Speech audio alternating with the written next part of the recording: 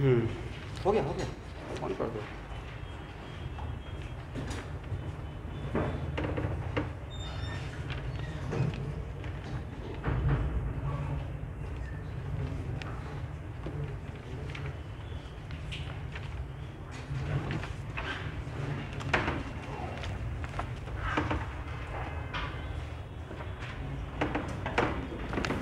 आप लोग को रेजोनेंस का एक असाइनमेंट दिए थे, उसमें से कुछ प्रॉब्लम लिखवाए थे, बना रहे हैं? हो गया है, बन रहा है? ओके।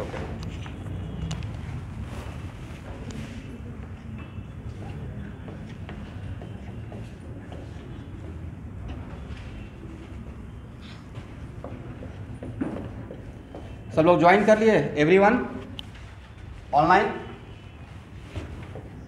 क्लास स्टार्ट किया जाए?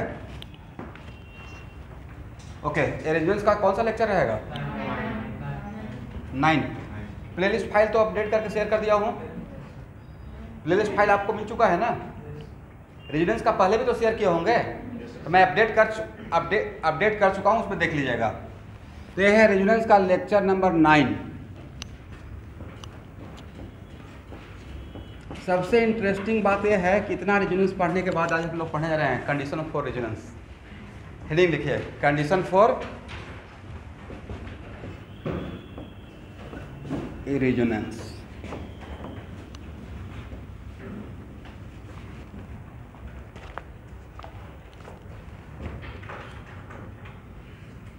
पहला कंडीशन लिखिएगा, इसको डेप्थ में ध्यान से समझिएगा। Each atom participate in resonance. Each atom participate in resonance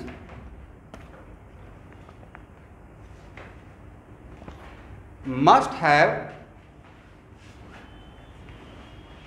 Each atom participate in resonance must have at least one same type of pure p orbital. Must have at least one same type of pure p orbital.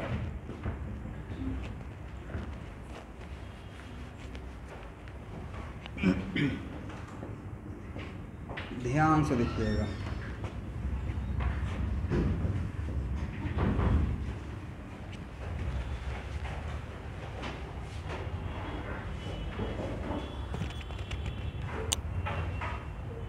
फिर से लिखिए, मैं point लिखवा रहा हूँ। शायद घड़ी की वजह से कंफ्यूजन हो जा रहा है मुझे। कितना टाइम हुआ देखिए तो?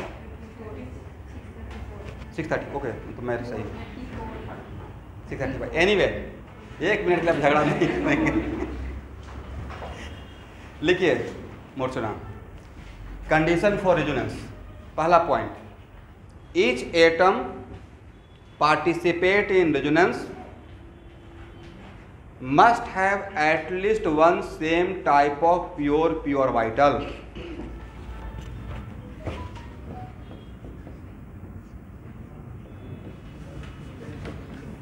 अब आज के क्लास में आप डेप्थ में समझिएगा कि एक्चुअली रेजोनेंस में होता क्या है। पहली बात तो कि यहाँ पे रेजोनेंस होगा या नहीं होगा? होगा। सर इस तो हम लोग मास्टरी कर लिया, आप लोग ऑलरेडी जानते हैं इसमें flow of electron from both side.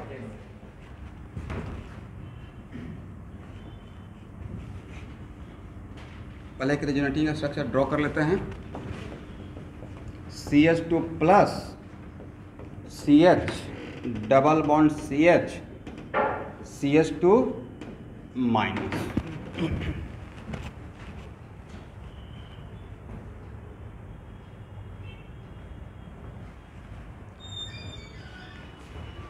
और यहाँ देखिए स्टूडेंट,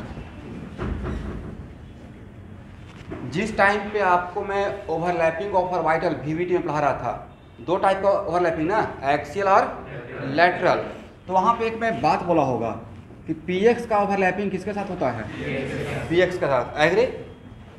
इसी दिन के लिए पढ़ाया था। PY का ओवरलैपिंग, अब PZ का ओवरलैपिंग PZ के साथ। ये ओवरलैपिंग अलाउड है। और पाई बॉन्ड किससे बनता है? प्योर और वाइटल से। किससे बनता है? हाइब्रिड से या प्योर से? प्योर से। क्या ए ओवरलैपिंग अलाउड है पीएक्स का पीवाई के साथ? नहीं अलाउड है। पीवाई का पीजेड के साथ नहीं अलाउड है। पीजेड का पीएक्स के साथ नहीं अलाउड है। तो इस टाइप का ओवरलैपिंग अलाउड नहीं है। अब यहाँ बताइएगा इस स्ट्रक्चर में, ये तो मैंने दिखा दिया कि यहाँ से रेजोनेंस करके पाई बॉन्ड यहाँ बना है, राइट। बताइए स्टूडेंट इसका हाइब्रिडेशन क्या है? बोलना है sp2 और sp2 है तो इसके पास दो p का दो चला गया हाइब्रिडेशन में, तो प्योर कितना बचा? एक। वही प्योर, तो ये प्योर कौन सा? वो प्योर p कौन सा है? px है, py है, pz है, क्या है sir? Anyone? Let it is pz, let it is. इसके पास जो प्योर p है मान लेते हैं let it is pz, it is इसके पास प्योर p, राइट। अगर इसके पास एक प्योर p pz है then it must have pz। इसके लेट बोल रहे हैं तो इसके लिए मस्ट बोल रहे हैं बजा। ये जो पाई बॉन्ड इसके बीच में बना हुआ इस कार्बन और इस कार्बन के बीच में, इसका भी तो हाइब्रिडेशन sp2 है, राइट। तो इन दोनों के बीच में जो पाई बॉन्ड बना है वो हाइब्रिड और वाइटल बनाएगा या प्योर और वाइटल बनाएगा? प्योर। और प्योर और अगर रहेगा तो अगर प्योर रहेगा तो प्योर में यह है कि px का ओवरलैपिंग px के साथ ही हो सकता है, py का py के साथ होगा और pz का pz के साथ होगा। एग्री?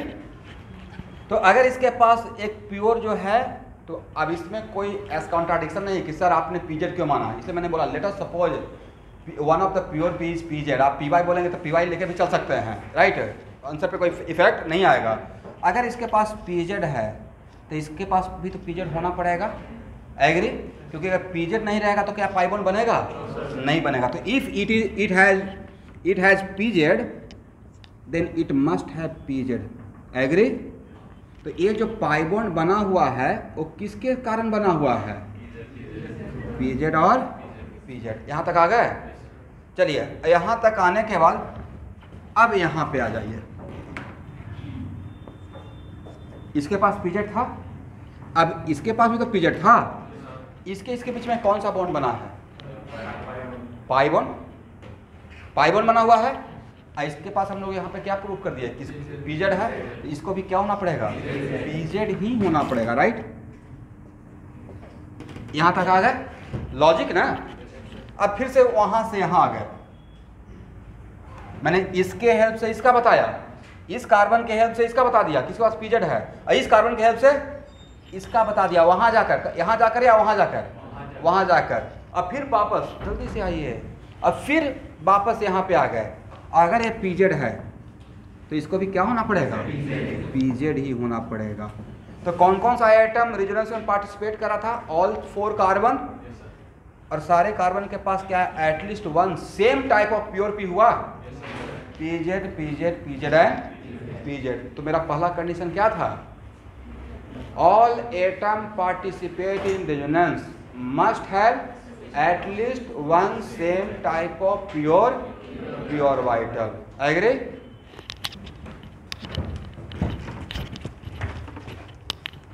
अब यहाँ देखिए student,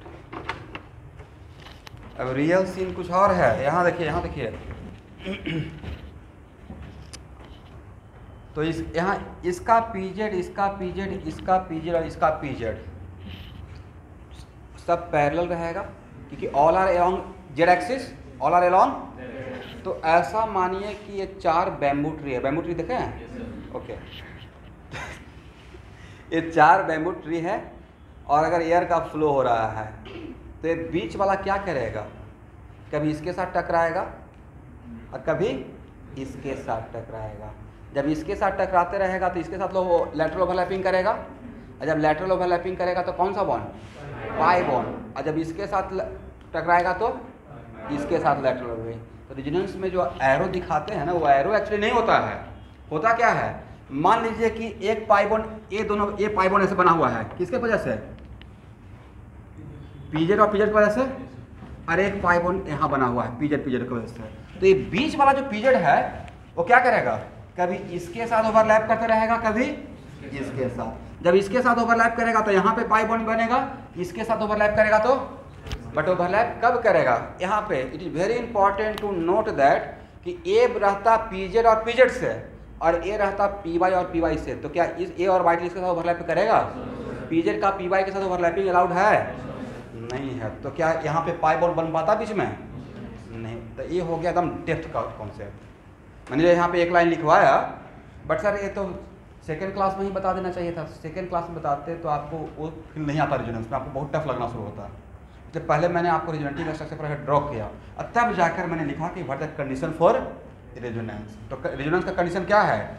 all atom participate in resonance must have at least one same type of pure white.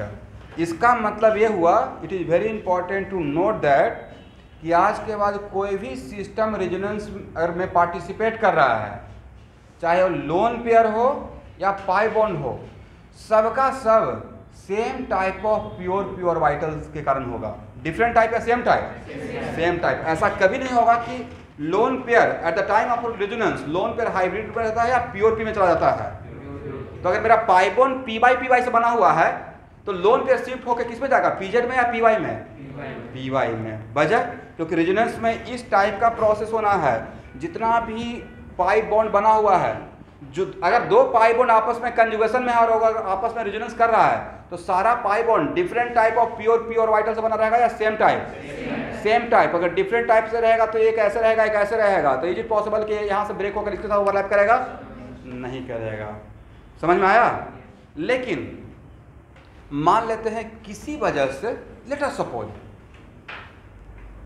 किसी वजह से ये पैरेलल था और किसी वजह से थोड़ा सा this one is keeping constant, ये थोड़ा टिल्टेड हो गया। टिल्टेड हो गया समझते हैं? थोड़ा इधर झुक गया। इसलिए तो बोलते हैं कि ऑफलाइन आ जाया कीजिए। चलिए, नहीं पूरा सेशन ऑफलाइन ऑनलाइन दोनों रहेगा। डिग्री ऑफ फ्रीडम आप लोगों के पास ज़्यादा है। अभी कोरोना की वजह से क्या बोलिएगा, अंदर से डर एक रहता है, लेकिन सब कुछ अच्छा होगा, डोंट वरी। यहाँ देखिए, ऐसे है। जो भी क्लास में बैठे हुए हैं एकदम कॉन्फिडेंट रहिए, मेरे सब्जेक्ट के लिए बेस्ट पढ़ा के भेजेंगे और आपसे बेस्ट आउटपुट भी ले लेंगे, डोंट वरी। बस आप लोग मेहनत अब करना स्टार्ट कर दीजिए।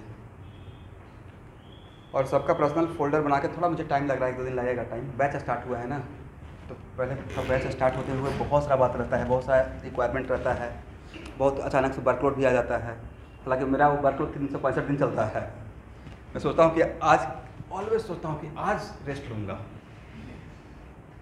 यू कांट बिलीव, मैं 365 टच वुड ऐसा मुझे भगवान हेल्दी रखे हैं। मैं 7 डेज काम करता हूँ, सबसे ज़्यादा संडे को काम करता हूँ, इसलिए मेरा एक दिन भी दिन छुट्टी नहीं है। पता नहीं कि एक दिन एकदम छुट्टी ले रहे हैं, लेना चाहिए, बट पिछले 10 साल से मेरा यही रूटीन है और मैं बहुत खुश हूँ इस रूटीन के साथ, क्योंकि इसी दिन के लिए तो मैं इतना मेहनत करके यहाँ तक आया था। उसका मैं मैक्सिमम एडवांटेज लेना चाह रहा हूँ अभी। एनीवे, बट ये बात मेरे वाइफ सुनेंगे तो झगड़ा हो जाएगा। तो अगर ए पाई बॉन्ड ऐसे है, ए पाई बॉन्ड ऐसे है, तो अगर हर साल रूटीन बनाते, मुझे याद आ गया उनका बात। रूटीन जब भी बनाते तो मैं उनसे प्रॉमिस करता हूँ कि इस साल मैं वीक में एक दिन ऑफ रखूँगा, लेकिन नहीं रखते हैं। चलिए, किसी वजह से अगर ऐसे हो जाए, ये पीजेड ही रहेगा, ये भी पीजेड ही है, बट किसी वजह से थोड़ा ऐसा हो सकता है कि ऐसे टिल्टेड हो जाए, तो क्या इन दोनों के बीच में इफेक्टिव ओवरलैपिंग होगा? जीरो ओवरलैपिंग भी नहीं होगा, जीरो तो ऐसे होता है, राइट? बट थोड़ा तो ओवरलैपिंग होगा, बट इफेक्टिव ओवरलैपिंग नहीं होगा। वो कब होगा ऐसा? एक नहीं, हाइब्रिड नहीं, तो समटाइम्स ऐसा हो सकता है कि इस कार्बन पे और इस कार्बन पे, जो कि सेकेंड कंडीशन वही है, तो ये नहीं लगता है कि इस कंडीशन के लिए एक p z all are in the same plane, all pure p z are along the z axis, और जेड एक्सिस तो नहीं लगता कि मेरा चारों मार्कर एक प्लेन में है, को प्लेनार है, डिफरेंट प्लेन में है या सेम प्लेन में है? को प्लेनार। लेकिन किसी वजह से मैंने अगर इसका कोप्लेनिटी को डिस्टर्ब कर दिया, कोप्लेनिटी को मैंने क्या किया? डिस्टर्ब कर दिया। एग्री?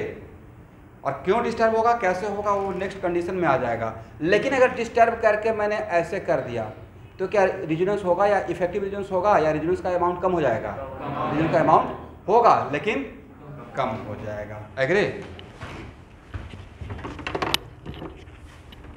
यहाँ तक आ गए? तो पहला कंडीशन याद रहेगा, एकदम बिल्कुल लाइन बाय लाइन रट जाइएगा, जैसे मुझे एकदम रटा हुआ है ये लाइन। तीनों ऐसे तो मेरा ऑर्गेनिक केमिस्ट्री का नोटबुक का हर लाइन रटा हुआ है, कहीं से भी दीजिएगा इसका नेक्स्ट लाइन बताइए, मैं डॉट और कॉमा तक बोल दूंगा कि यहाँ पर मैंने डॉट लिया है। तो पहला कंडीशन क्या था? All atom participate in resonance must have at least one same type of pure vital. वजह मैंने प्रूफ कर दिया कि क्या वजह था, राइट? क्योंकि अगर कोई भी दो pi bond, it is very important to note that, कोई भी दो पाई बॉन्ड अगर आपस में कंजुगेशन में है और ये अगर पीजेड से बना हुआ है पीवाई से, तो क्या इसके बीच में पाई बॉन्ड बन पाता है? क्योंकि इसके पीछे पाई बॉन्ड बनेगा तो इसका तो पीजेड रहेगा, इसका पीवाई रहेगा। पीजेड और पीवाई का ओवरलैपिंग अलाउड नहीं है। This is the reason. कोई अगर पूछेगा कि रीजन क्या है, स्टेटमेंट तो आपने बोल दिया, रीजन क्या है, तो आप ऐसे डायग्राम बना के प्रूफ कर दीजिएगा। ओके?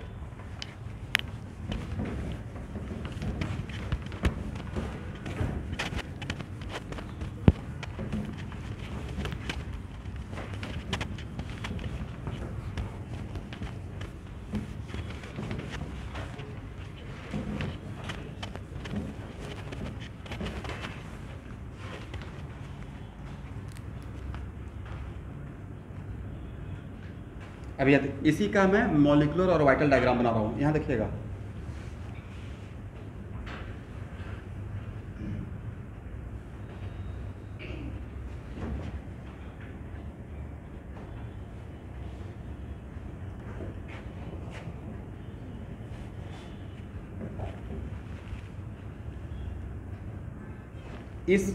अगर इस RS1 था, RS फर्स्ट और ARS सेकेंड है,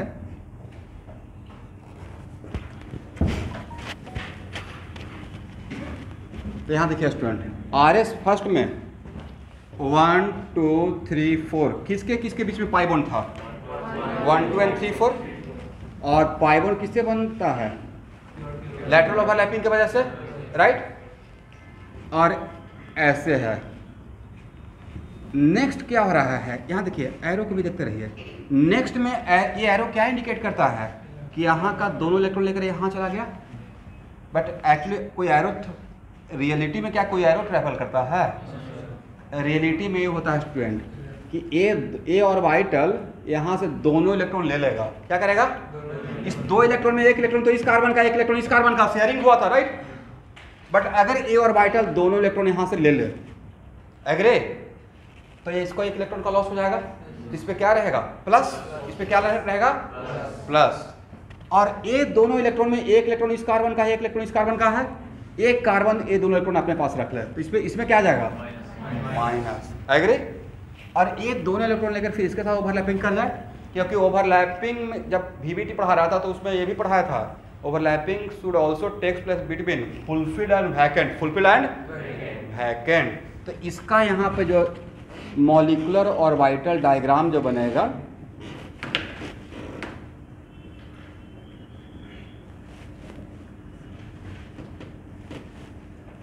वो ये रहेगा।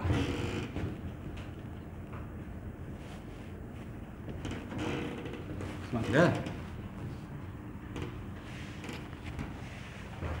ड्रॉ कर लीजिए। अब प्रॉपर रियल पिक्चर समझ में आ गया। रेजोनेंस में होता क्या है? रेजोनेंस में ऐसे हो रहा है, यहाँ देखिए, ऐसे पैरेलल प्योर और वाइटल है, राइट? अब बीच वाला और वाइटल क्या करेगा? कभी इधर ऐसे ओवरलैप करेगा, कभी जस्ट लाइक एक लाइन में बैम्बू ट्री है और एयर का फ्लो हो रहा है, बीच वाला का बैम्बू ट्री क्या कर रहा है? कभी इसके साथ टकरा रहा है, ओवरलैप कर रहा है, कभी इसके साथ, समथिंग लाइक दिस। ओके?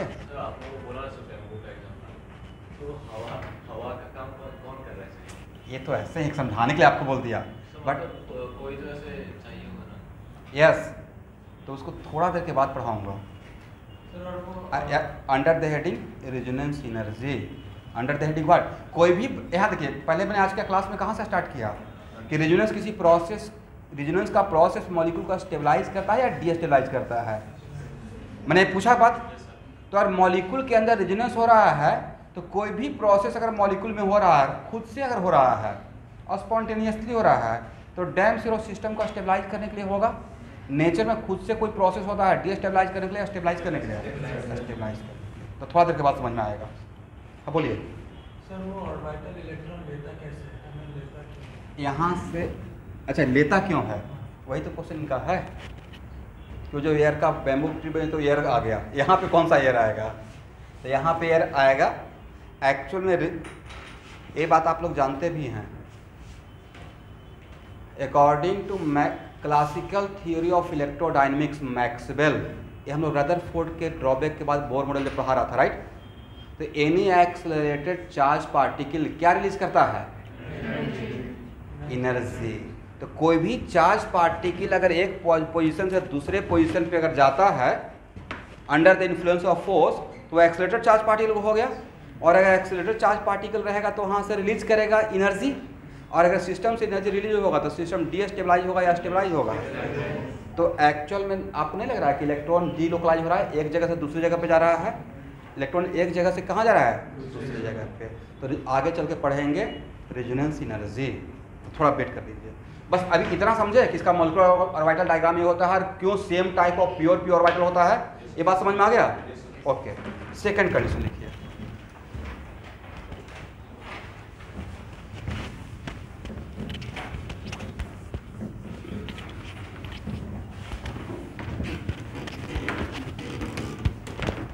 लिखिए second condition, all pure orbital, all pure orbital should be coplanar. All pure orbital should be coplanar,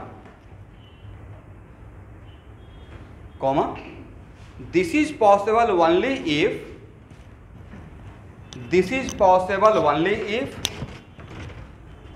molecule is not suffering from, this is possible only if molecule is not suffering from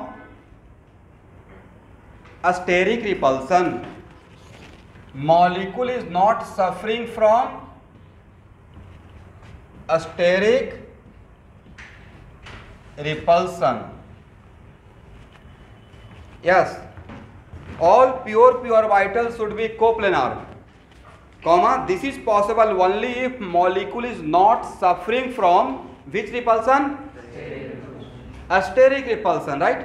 अब यहाँ पे एक नया term आ गया, steric repulsion. चलिए तो ध्यान सुनिएगा, अभी का तो खैर बहुत रिलैक्सेशन है। पहले जब कोरोना नहीं था तो जो लोग टेकर से सफ़र करते होंगे, बोलते हो 4 की जगह पे 5 बैठा देता है, टेकर वाले नहीं, तो 4 की जगह पे 3 बैठाएंगे तब ज़्यादा आप रिलैक्स फील कीजिएगा, या 4 की जगह पे कभी कभी तो 6 भी बैठा देता है, 2 आगे और बाकी पीछे, राइट। तो अपने तक 4 के जगह पे 6 बैठा देगा तो मास रिपल्सन होगा। और जो थोड़ा स्टेरिकली ज़्यादा क्राउडेड रहेंगे, बल्कि जिसका मास ज़्यादा रहेगा, राइट। जैसे आप बस पे चल रहे हैं, 2 सीटेड बस है, इसको आप में से कोई हटली मत लीजिएगा। अगर 2 सीटेड है तो आप क्या सोचते हैं कि आप बैठने के बाद जो भी आए, या तो कोई नहीं आए इस पर, और आएगा तो उसका डायमेंशन कम हो ताकि मेरा मास रिपल्सन नहीं हो, राइट। मतलब थोड़ा रिलैक्स। तो एक्चुअली वो भी तो एक रिपल्सन ही है ना, वो भी क्या बहुत इंपॉर्टेंट है, आज पहला बार आया। क्या, कौन सा रिपल्सन, स्टेरिक रिपल्सन। तो स्टेरिक रिपल्सन क्या है, स्टेरिक रिपल्सन लिखिए एक लाइन, स्टेरिक रिपल्सन अराइजेज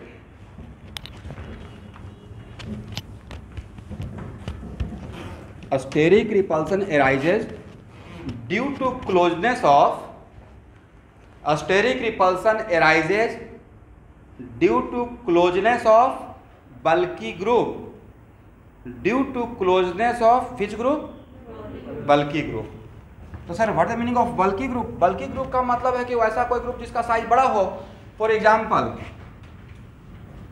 आपसे कोई पूछेगा सर मिथाइल, ये कौन सा ग्रुप है, मिथाइल, यस। और एक कौन सा ग्रुप है स्टूडेंट, बोलिए टर्सरी ब्यूटाइल। भूल गए सारा नोमेनक्लेचर, इसका कॉमन नेम क्या है, tertiary butyl. Commonly it is known as what, tertiary butyl, या इसका आईयूपीएसी नेम बोलना चाहिए तो इसका रहेगा 1,1 डाइमिथाइल इथाइल 1,1, बट ये ज़्यादा फेमस है टर्सरी ब्यूटाइल के टर्म में। नहीं तो किसी किसी का निक नेम ज़्यादा फेमस रहता है, वैसे ही ये ज़्यादा फेमस कॉमनली इसका नाम ज़्यादा याद रखिएगा, कौन सा ब्यूटाइल।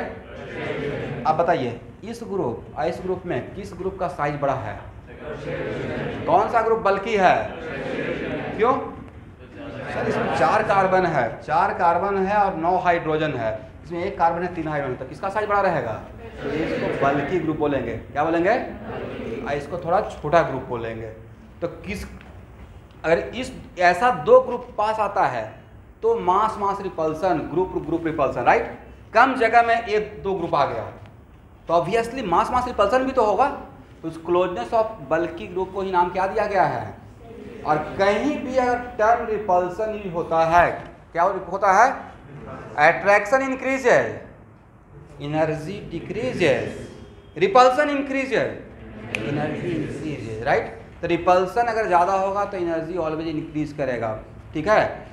तो अगर रिपल्सन हो रहा है, क्या हो रहा है, तो वो सिस्टम क्या करेगा, रिपल्सन को कम करना चाहेगा, वो सिस्टम क्या करेगा, रिपल्सन को बढ़ाना चाहेगा या फॉर बेटर स्टेबिलिटी कम करना चाहेगा, कम करना चाहेगा।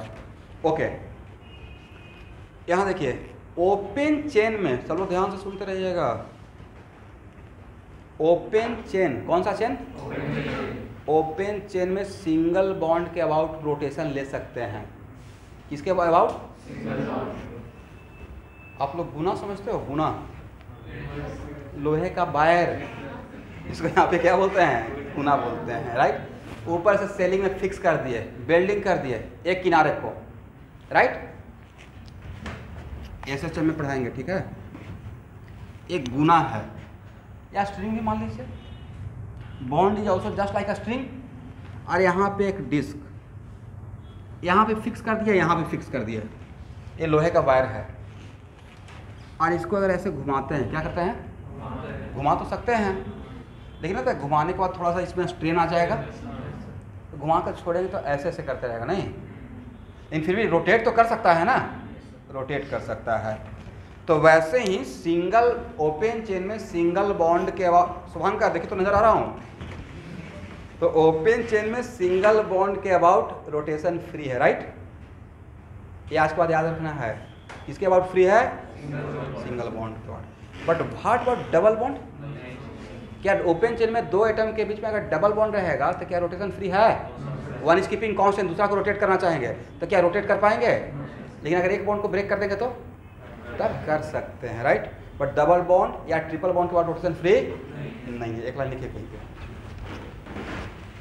इन open chain around single bond, नहीं इसी में बस एक इंफॉर्मेशन रख लीजिए, in open chain around single bond rotation is free.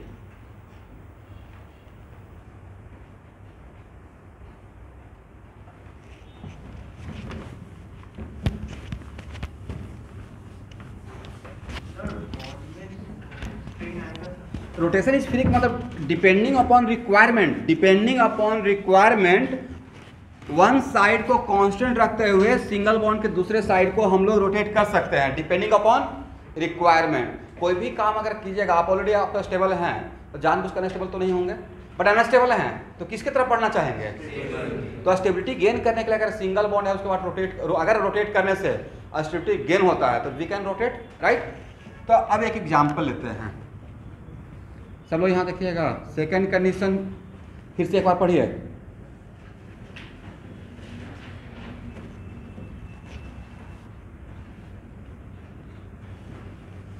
चलिए यहाँ पे रिजोनेंस हो रहा है या नहीं हो रहा है, हो रहा है, एग्री।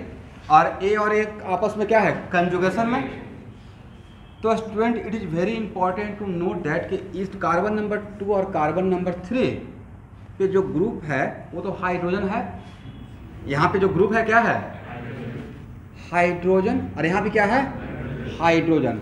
तो क्या हाइड्रोजन का साइज बहुत बल्कि या वेरी स्मॉल साइज, तो इसके बीच में स्टेरिक रिपल्सन समझ में आ गया ना। Steric repulsion arises due to what, closeness of smaller group या बल्कि ग्रुप, ये तो बल्कि है नहीं, तो तो क्या इसके वजह से स्टेरिक रिपल्सन होगा?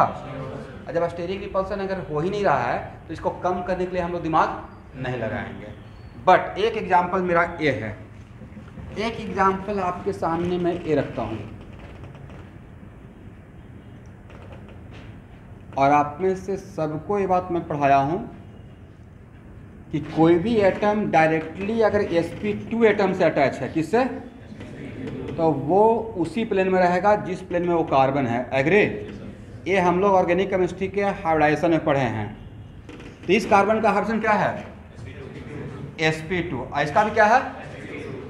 तो अगर ए व्हाइट बोर्ड में है तो ए भी व्हाइट बोर्ड में रहेगा, अरे व्हाइट बोर्ड में तो इसको भी व्हाइट बोर्ड में होना पड़ेगा। बोलिए क्यों? If any atom directly attach with sp2 carbon then must lie in the same plane. ये हम लोग पढ़े थे कोप्लेनिटी के हेडिंग में, राइट? तो ए और ए सेम प्लेन, ए और ए सेम प्लेन। तो नहीं लगता है कि ए और ए आपस में टकरा रहा है, कोलाइड कर रहा है, राइट? और दोनों का साइज क्या है? बल्कि टर्सरी ब्यूटाइल हो गया। आज का टर्सरी ब्यूटाइल को स्मॉल साइज, स्मॉल ग्रुप या बल्कि ग्रुप? बल्कि ग्रुप। तो यहाँ तो एक रिपल्सन स्टार्ट हो गया, उस रिपल्सन का नाम क्या है? Steric repulsion, right? और अगर हम लोग एक काम ऐसा करते हैं कि इस तरफ को कांस्टेंट रखकर, किस तरफ को? इस तरफ को कांस्टेंट रखकर अगर इसके अबाउट अगर रोटेशन ले लें, क्या ले लें? Rotation. This side is keeping constant, यहाँ से इधर वाला साइड को कांस्टेंट लेकर इस सिंगल बॉन्ड के अबाउट अगर रोटेशन ले तो ये थोड़ा ऊपर आ जाएगा।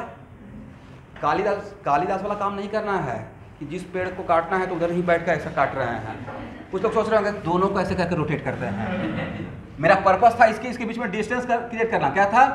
सोच रहे होंगे सर दोनों को रोटेट करने के लिए बोल रहे हैं। भाई मैं इस तरफ को कांस्टेंट करने के लिए बोल रहा हूँ। क्या बोल रहा हूँ? इस तरफ को कांस्टेंट करके अराउंड दिस इस साइड को क्या करना है?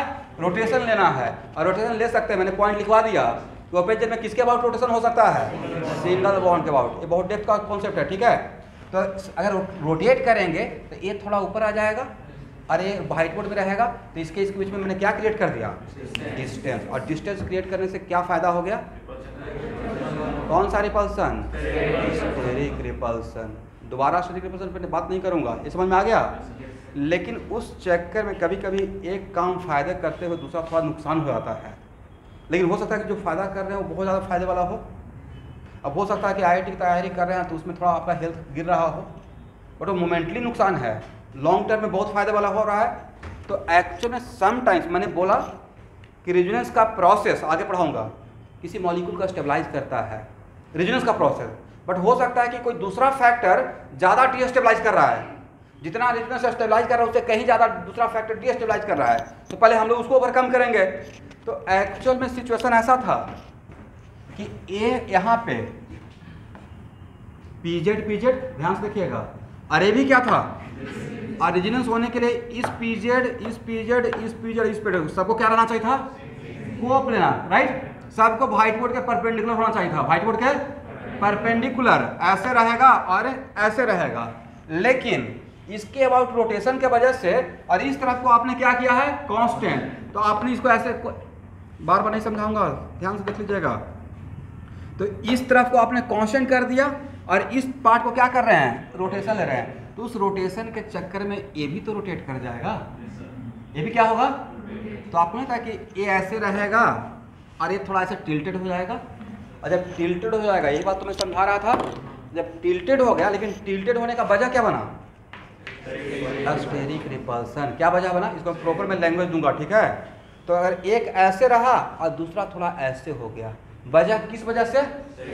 स्टेरिक रिपल्सन को कम करने के लिए। तो क्या ये चारों कोप्लेनर रहा या कोप्लेनिटी थोड़ा डिस्टर्ब हो गया, डिस्ट्रॉय हो गया?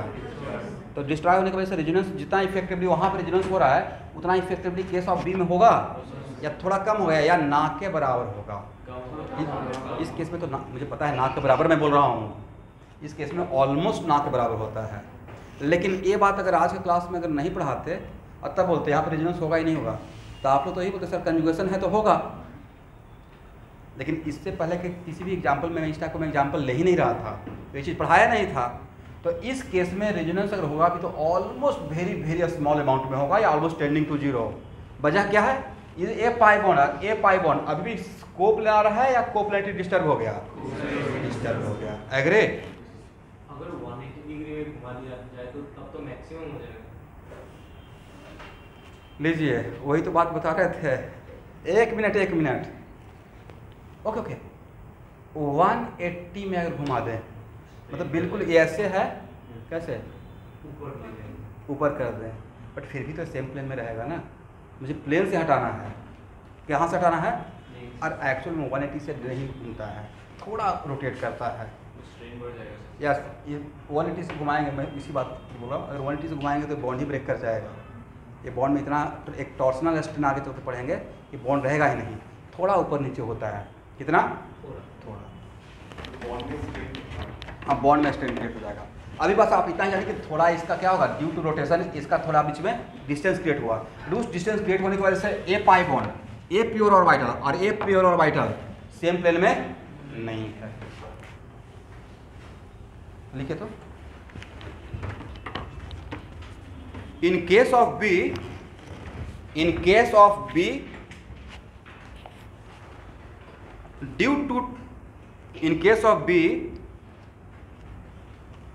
due to closeness of two bulky group of tertiary butyl,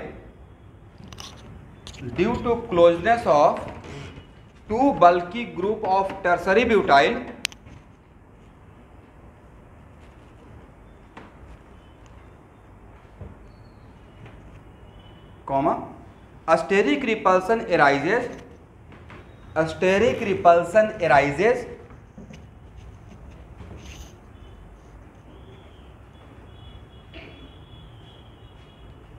comma, for reduce this steric repulsion,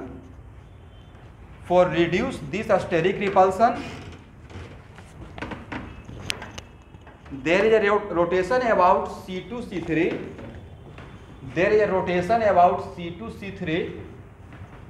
single bond, there is a rotation about C2C3 single bond,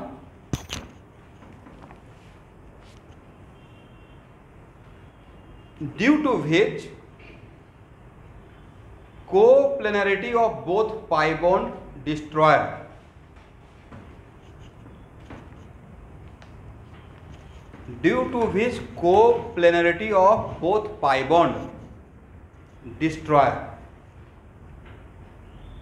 hence there is no resonance between both pi bond,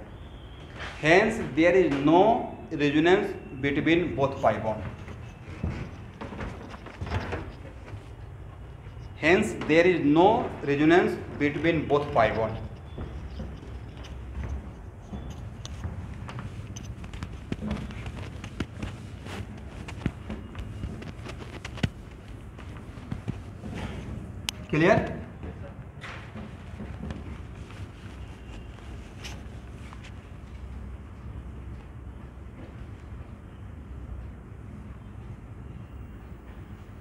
यहाँ देखिए student,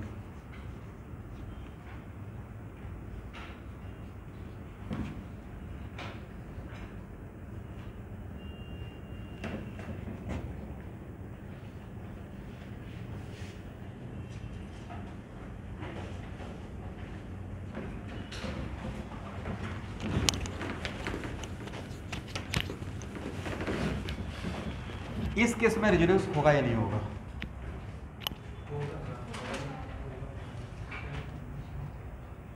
तो यहाँ पे बल्कि group है, लेकिन बल्कि group में बहुत ज़्यादा डिस्टेंस क्रिएट कर दिए हैं। 1 2 3 4, एक है कार्बन नंबर 1 पे, एक है कार्बन नंबर 4 पे। तो क्या यहाँ पे बल्कि ग्रुप होते हुए क्या आपस में कोलाइड करेगा? तो एक्चुअली कोप्लेनरिटी लॉस होने का वजह क्या था? Due to closeness of two bulky group, steric repulsion. यहाँ पे स्टेरिक रिपल्सन नहीं है, तो यहाँ पे रेजोनेंस होगा या नहीं होगा? होगा। But in case of B मैंने जस्ट एडजेसेंट कार्बन पे रख दिया था, तो एडजेसेंट कार्बन पे रखने की वजह से क्या हो गया? Steric repulsion become very high. उसको कम करने के लिए हम लोग को रोटेशन लेना पड़ा, बट रोटेशन लेने के चक्कर में क्या हुआ? मेरे पाई बॉन्ड का कोप्लेनरिटी ही डिस्टर्ब हो गया, डिस्ट्रॉय हो गया। पाई बॉन्ड का मतलब प्योर ऑर्बिटल, पाई बॉन्ड का मतलब प्योर ऑर्बिटल। एग्री? लिखिए, इन this case resonance is possible.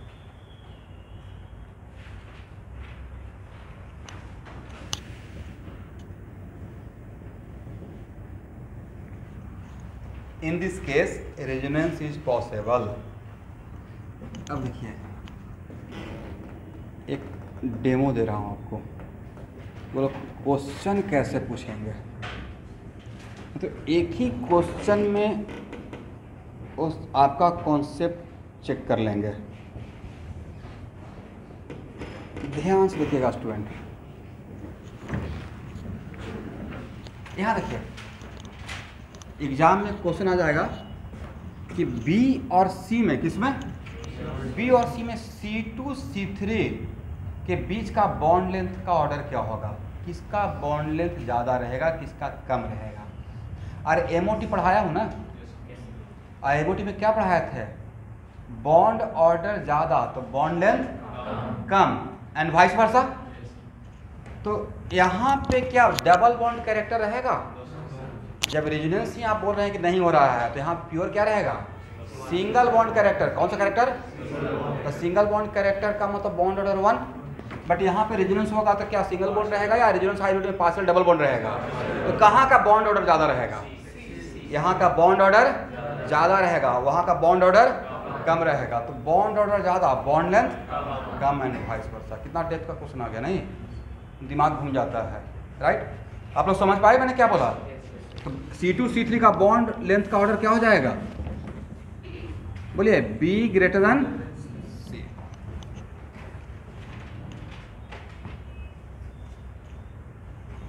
Sir अगर आइसो दी है, प्रेशर दी है, फर्स्ट कार्बन और थर्ड कार्बन में होगा, यहाँ तक भी स्टेरिक रिपल्सन क्रिएट नहीं होगा।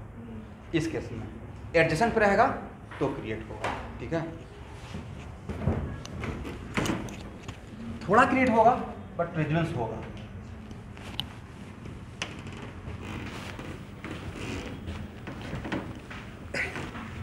हाँ, आइसोप्रोपाइल भी उसको थोड़ा कम बल्कि है, जितना ज़्यादा उसमें एटम बढ़ाइएगा उतना ज़्यादा बल्कि होता जाएगा, राइट। अब प्लस स्टूडेंट को पता चल जाएगा, डोंट वरी। जैसे आप लोग के अब एक मन में देखिए, स्टूडेंट का माइंड में आ गया कि आप बल्कि ग्रुप कैसे पहचानेंगे। तो जितना भी आपके मन में डाउट है, हर डाउट पे DKC में क्वेश्चन है, इसलिए वो उसमें 183 प्रॉब्लम है, वो उसको ख़त्म करने के बाद आपको कोई डाउट रहेगा ही नहीं, इसलिए बढ़िया से उसको फिनिश कर लेना है। अब यहाँ देखिए, खुद देखिए, फ्लोरीन, क्लोरीन, ब्रोमीन, आयोडीन, मैं आप ही से पूछ रहा हूँ, इसमें बल्कि सबसे ज़्यादा बल्कि कौन, आयोडीन। खुद बता दिए क्यों, तो सबसे छोटा ये है और सबसे बड़ा। When we are moving from top to bottom, तो क्या बढ़ते जाता है, बड़ा एक घर बढ़ते जाता है, प्रिंसिपल क्वांटम नंबर का एक ऑर्बिट बढ़ते जाता है, राइट। तो इसका आउटर मोस्ट ऑर्बिट क्या है, 2p, 3p, 4p, 5p। तो बताने वाली बात है, सबसे बड़ा साइज इसका रहेगा। अब कुछ लोग सोचेंगे सर आई ही तो लिखे हैं, आई नहीं लिख रहे हैं, आयोडीन बोल रहे हैं। लेटर मत देखिएगा, उसका साइज देखिएगा, राइट।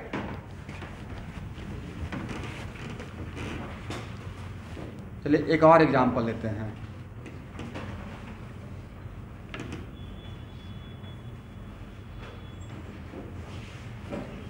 स्टूडेंट यहाँ पे रेजोनेंस होगा या नहीं होगा,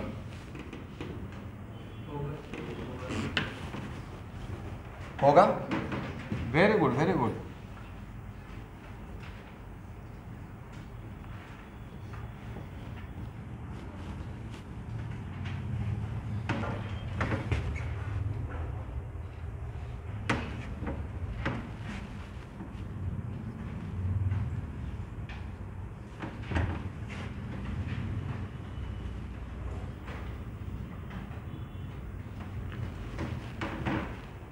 A and B,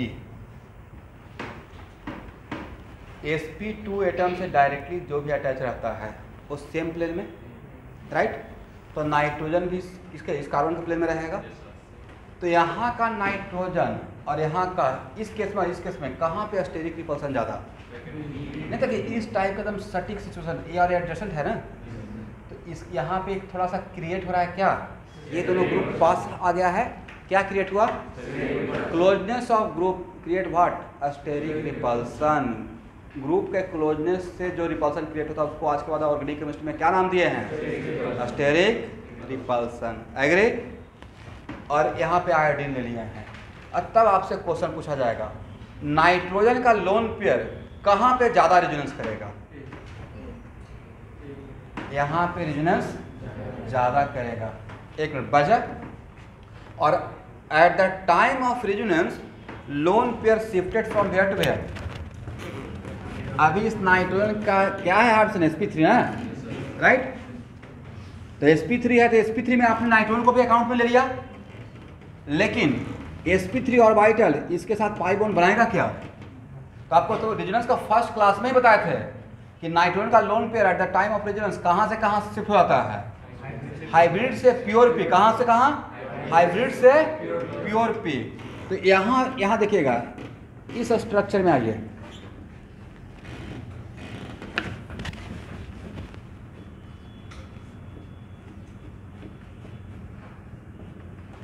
बोलिए नाइट्रोजन और कार्बन के बीच में क्या बना है? नाइट्रोजन और कार्बन के बीच में पाई बॉन्ड। और पाई बॉन्ड किससे बनता है? हाइब्रिड से या प्योर ऑर्बिटल से? प्योर ऑर्बिटल से। इसका मतलब ये हुआ कि सर यहाँ पे जो मेरा पीजेड था, मान लेते हैं कि इस कार्बन का पीजेड था, क्या था? पीजेड। तो ये भी क्या रहा होगा? PZ, right? ये भी क्या रहा होगा? आपका जेड एक्सिस से कैसा है? मानते हैं कि मैंने एक जेड एक्सिस ऐसे कर दिया, राइट? तो जेड एक्सिस के चारों तरफ तो मैं लाइन ऐसे कर सकता हूँ ना, ऐसा। ये लाइन जेड एक्सिस के पैरेलल है नहीं है? मेरा मेन जेड एक्सिस, ओरिजिनल वाला जेड एक्सिस ये है। ये कौन सा एक्सिस? जेड एक्सिस के पैरेलल। ये भी किसके पैरेलल? ऐसे तो पैरेलल खड़ा कर सकते हैं, राइट? तो एक्चुअली यहाँ पे अगर मेरा इस कार्बन के पास प्योर पीजेड है, तो ये भी क्या रहा होगा? Pure PZ, right? तो अब इस कार्बन के साथ अगर नाइट्रोजन पाई बॉन्ड बनाएगा तो इस लोन पेयर को किस ऑर्बिटल में जाना पड़ेगा? मॉडिफाई होकर sp3 में रहेगा या प्योर पी में? वो प्योर पी क्या रहेगा? पीजेड। तभी तो पीजेड का पीजेड के साथ, तभी तो पीजेड का, ये बहुत डेप्थ का नॉलेज हो गया, राइट? लेकिन ड्यू टू स्टेरिक रिपल्सन, यहाँ पे स्टेरिक रिपल्सन नहीं है, बट यहाँ तो स्टेरिक रिपल्सन हो गया। मैंने जानबूझ के यहाँ पे और आयोडीन क्रिएट दे दिया, तो स्टेरिक रिपल्सन को कम करने के लिए, अरे नाइट्रोजन तो व्हाइट बोर्ड के प्लेन में ही है, according to which concept? sp2 atom से कोई डायरेक्टली अटैच रहता है तो कोप्लेनर होता है, राइट? तो अब स्टेरिक रिपल्सन को कम करने के लिए क्या करेगा? इस कार्बन नाइट्रोजन बॉन्ड के अराउंड रोटेशन लेगा, कार्बन किसके अराउंड, और रोटेशन लेने के चक्कर में नाइट्रोजन का जो प्योर ऑर्बिटल है जिसका नाम पीजेड बोल रहे थे, लेट इट इज पीजेड, वो तो ऐसे रोटेट कर जाएगा। तो क्या एक सेम प्लेन में रहा? ये नहीं बोलना है सर दोनों को कर देंगे, वन स्किपिंग। तो रोटेशन क्यों ले रहे हैं? क्योंकि इसके बीच का डिस्टेंस ज़्यादा हो जाए और इसके बीच का डिस्टेंस ज़्यादा हो जाए। तो due to steric repulsion lone pair of nitrogen is it coplanar with pi bond? No. तो इसका मतलब कहाँ पे लोन पेयर ऑफ नाइट्रोजन ज़्यादा रेजोनेंस करेगा? ए में ज़्यादा करेगा और बी में? तो सर इसका क्वेश्चन कैसे पूछा जाएगा? पहला क्वेश्चन, ए और बी में किस केस में बेंजीन रिंग में इलेक्ट्रॉन डेंसिटी ज़्यादा? तो ये डोनर है ना, तो जो यहाँ पे इलेक्ट्रॉन का flow from outside to ring ज़्यादा होगा, बट यहाँ पे इलेक्ट्रॉन का flow from outside to ring ज़्यादा होगा। इसमें कम है, इसमें ज़्यादा है। वजह कौन बना? इस पर बहुत क्वेश्चन मिलने वाला है, जो मैं बोल दिया ना एक लाइन में, उसमें बहुत क्वेश्चन मिलेगा। इसमें इलेक्ट्रॉन डेंसिटी ज़्यादा, इसमें इलेक्ट्रॉन डेंसिटी कम। वजह इसमें रेजोनेंस का अमाउंट ऑलमोस्ट टेंडिंग टू 0 हो गया है। मैं नहीं बोल रहा हूँ कि रेजोनेंस नहीं होगा, लोन पेयर ऑफ नाइट्रोजन के साथ रिंग का रेजोनेंस नहीं होगा, अंदर में होगा बट इसके साथ। लेकिन हम लोग इलेक्ट्रॉन का डेंसिटी कंपेयर कर रहे हैं, तो इलेक्ट्रॉन ज़्यादा क्यों हो रहा था? क्योंकि बाहर से आ रहा था, बट इसमें बाहर से आने का चांस है, या आपने गेट को ही बंद कर दिया, बंद कर दिया due to what? By creating steric repulsion. पहला क्वेश्चन हो गया। दूसरा क्वेश्चन कितना बढ़िया पूछा जाएगा, यहाँ पे कार्बन, ये लोन पेयर यहाँ पे आकर कार्बन के साथ कौन सा बॉन्ड बनाता है? Pi bond. अब पाई बॉन्ड बनने से बन गया डबल बॉन्ड। कौन सा बॉन्ड? तो due to resonance carbon nitrogen के बीच में कैसा character? Due to resonance carbon nitrogen के बीच में partial double bond character. Complete तो रहेगा नहीं, हाइब्रिड रखेंगे ना। तो due to resonance carbon nitrogen के बीच में कैसा character? Partial double bond character. लेकिन यहाँ पे जब रेजोनेंस ही नहीं होगा तो क्या पार्शियल डबल बॉन्ड कैरेक्टर होगा या सिंगल बॉन्ड कैरेक्टर ज़्यादा रहेगा? तो कहाँ पे बॉन्ड लेंथ ज़्यादा? कार्बन नाइट्रोजन का। यहाँ पे बॉन्ड लेंथ ज़्यादा, यहाँ पे बॉन्ड लेंथ कम। ये भी एक क्वेश्चन हो गया। तो तो जब मैं जो तरीका मैं आइडिया बोल रहा हूँ सारा क्वेश्चन ऑलरेडी पूछा हुआ है, कोई नया बात नहीं बोल रहा हूँ, क्वेश्चन बैंक का बात ही यहाँ पर रिप्रेजेंट कर रहा हूँ या डिस्कशन का बात कर रहा हूँ, ठीक है। तो इस तरीके से यहाँ पे क्वेश्चन आ सकता है। तो अगर आपसे ए और बी में कंपेयर करेंगे तो किसमें नाइट्रोजन का लोन पे रेजोनेंस करेगा, किसमें नहीं करेगा, तो ए में नाइट्रोजन का लोन पे रेजोनेंस करेगा बट बी में नहीं करेगा। मेन वजह यहाँ पे क्या बन के आया, स्टेरिक रिपल्सन। लिख ये दूसरा एग्जाम्पल था मेरा, ठीक है। In case of B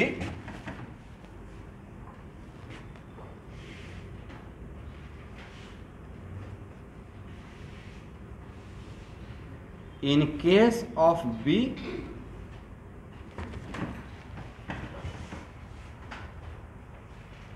due to a steric repulsion, in case of B, due to a steric repulsion, there is no resonance between lone pair of nitrogen and pi bond of ring. There is no resonance between lone pair of nitrogen and pi bond of ring.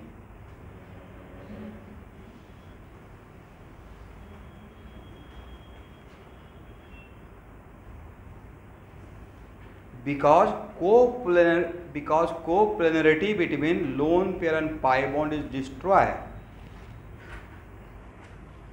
Because coplanarity between lone pair and pi bond destroy.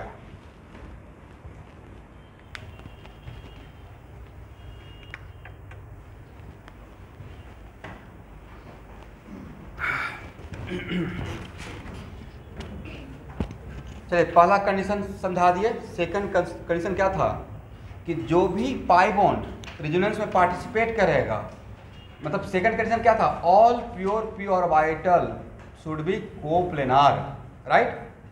और coplanar कब तक रहेगा, जब तक they are not suffering from what, steric repulsion. Agree. इस second condition था resonance का। Third condition लिखिए,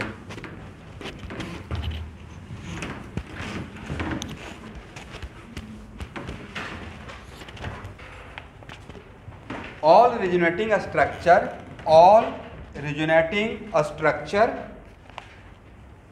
must have same number of paired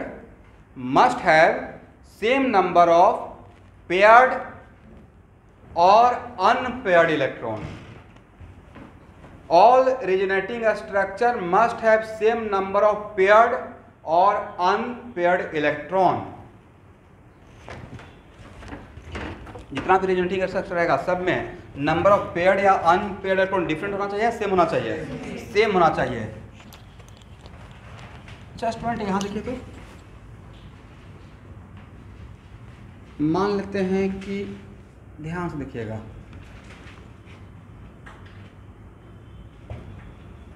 ये 4 पेयर बना हुआ है। क्या है, 4 पेयर। मैंने पेयर को अनपेयर नहीं किया, मैंने पेयर को बट इसको रीअरेंज कर दिए, समथिंग लाइक दिस।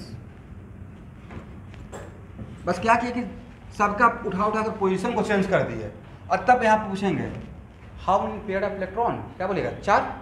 यहाँ पे पूछेंगे how many pair of electron 4, how many unpaired, यहाँ पे कितना 0। एग्री।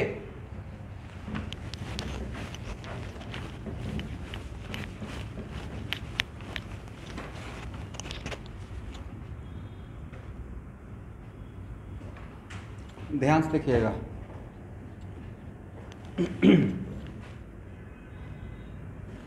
वन कंप्लीट एरो अपने साथ क्या लेकर ट्रेवल करता है, 1 इलेक्ट्रॉन या 2। इसका मतलब कि यस, ये 2 इलेक्ट्रॉन यहाँ आ गया, तो क्या इस 2 इलेक्ट्रॉन को आपने अनपेयर्ड करके पोजीशन को चेंज किया या पेयर्ड रखते हुए डिलोकलाइज किया?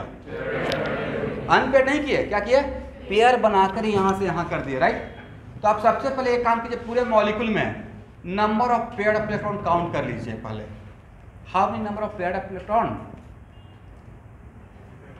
लोन पेयर नहीं बोल रहे हैं, पेयर्ड ऑफ इलेक्ट्रॉन बोल रहे हैं। क्या बोल रहे हैं, तो बॉन्ड पेयर का मतलब सिर्फ लोन पेयर या बॉन्ड पेयर भी हो सकता है, बॉन्ड पेयर भी तो हो सकता है। इसमें देखिएगा तो कितना पेयर ऑफ इलेक्ट्रॉन, और बाकी का देखना सिग्मा बॉन्ड का देखने का रिक्वायरमेंट है क्या? रेजोनेंस में सिग्मा बॉन्ड का पेयर, सिग्मा बॉन्ड पेयर क्या अपना लोकेशन को चेंज करता है? तो सिग्मा बॉन्ड को तो देखना नहीं है, वो तो ऑलरेडी सिग्मा बॉन्ड रहेगा ही। अगर सिग्मा बॉन्ड अपना पोजीशन चेंज करेगा तो उसको रेजोनेंस का प्रोसेस बोलेंगे। रेजोनेंस में कौन किसका पोजीशन चेंज होता है, कौन अपना पोजीशन को डीलोकलाइज करता है? पाई bond, lone pair, negative charge, positive charge या फ्री रेडिकल। कौन सा radical? Free radical. Sigma bond या एटम को पोजीशन चेंज नहीं होता है। अगर होगा तो फिर उसको हम रेजोनेंस का process 1 RS differ from other with respect to what? Position of pi bond, lone pair, positive charge, negative charge या फ्री रेडिकल, यही तो है। एनीवे, तो एक्चुअल में जब यहाँ सिग्मा बॉन्ड का तो चेक करने का रिक्वायरमेंट ही नहीं है, तो सिग्मा बॉन्ड तो जितना था उतना ही रहेगा ऑल आरएस में। अब हम लोग को डर किससे हो रहा था? पाई बॉन्ड से। लेकिन यहाँ पे जो इलेक्ट्रॉन गया तो अपने साथ पेयर्ड अप बन के गया, और ए अनपेयर्ड बन के गया पेयर्ड अप। एग्री? तो इस केस में, इस स्ट्रक्चर में हाउ मेनी अनपेयर्ड? अनपेयर्ड 0, और यहाँ से यहाँ आते हैं। अब तब आपसे पूछेंगे ये भी तो आरएस है, इस आरएस में कितना अनपेयर्ड? तो आपने अनपेयर्ड किया क्या?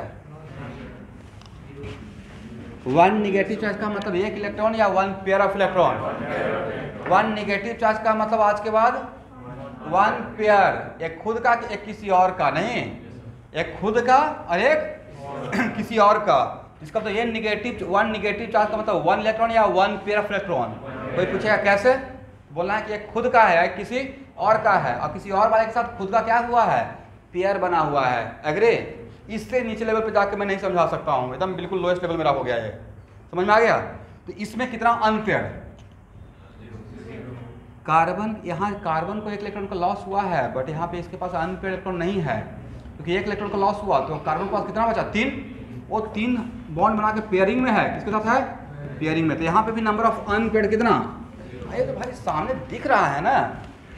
आप 2 इलेक्ट्रॉन को यहाँ से पोजीशन चेंज किए हैं, बट इन दोनों को अलग अलग करके या दोनों को एक साथ लेकर गए हैं? इसको भी क्या कर गए हैं? एक साथ। तो क्या आपने अनपेयर्ड बनाया क्या? इसका मतलब यहाँ भी नंबर ऑफ अनपेयर्ड क्या रहेगा? 0 रहेगा। लिखिए।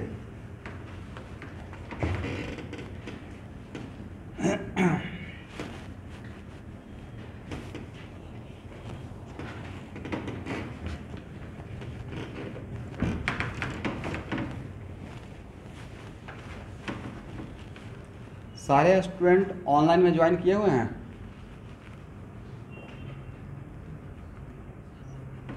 कुछ लोग तो रिस्पॉन्ड ही नहीं करते हैं। क्लास ज्वाइन किए रहते फिर भी नहीं बोलते हैं।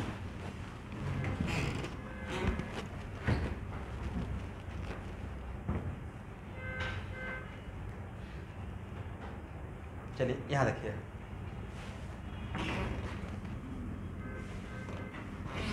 लेट अस सपोज कि मैंने यहाँ पे होमोलिटिक ब्रेकेज किया। क्या किया? अभी क्या है कि मेरा इनके बीच में एक बिजनेस हो रहा था 50-50 रुपीज़ का। कितना? 100, and both are very honest person, right. और इनके बीच में, दोनों के बीच में भी था 50-50 का, मतलब 100 का। अब क्या हुआ कि उनके साथ नहीं बन रहा है, मेरा इनके साथ नहीं बन रहा है। मैंने इनके साथ अपना इक्वली डिवाइड कर लिया। कितना क्या कर लिया? Homolytically, right. अपना 50 ले लिया, वो भी अपना इनसे 50 ले लिया। अब आपस में फिर बिजनेस कर लिए। ऐसा हो सकता है ना? मान लेते हैं कि यहाँ पे let us suppose homolytic breakage हो जाए। तो होमोलिटिक ब्रेकेज होने में किसी को लॉस होगा क्या? अपना इलेक्ट्रॉन बांट लिया, और ये भी अपना इलेक्ट्रॉन बांट लिया। एग्री? और फिर ये इलेक्ट्रॉन और ये इलेक्ट्रॉन मिलकर क्या बनाते हैं? Pi bond. एग्री?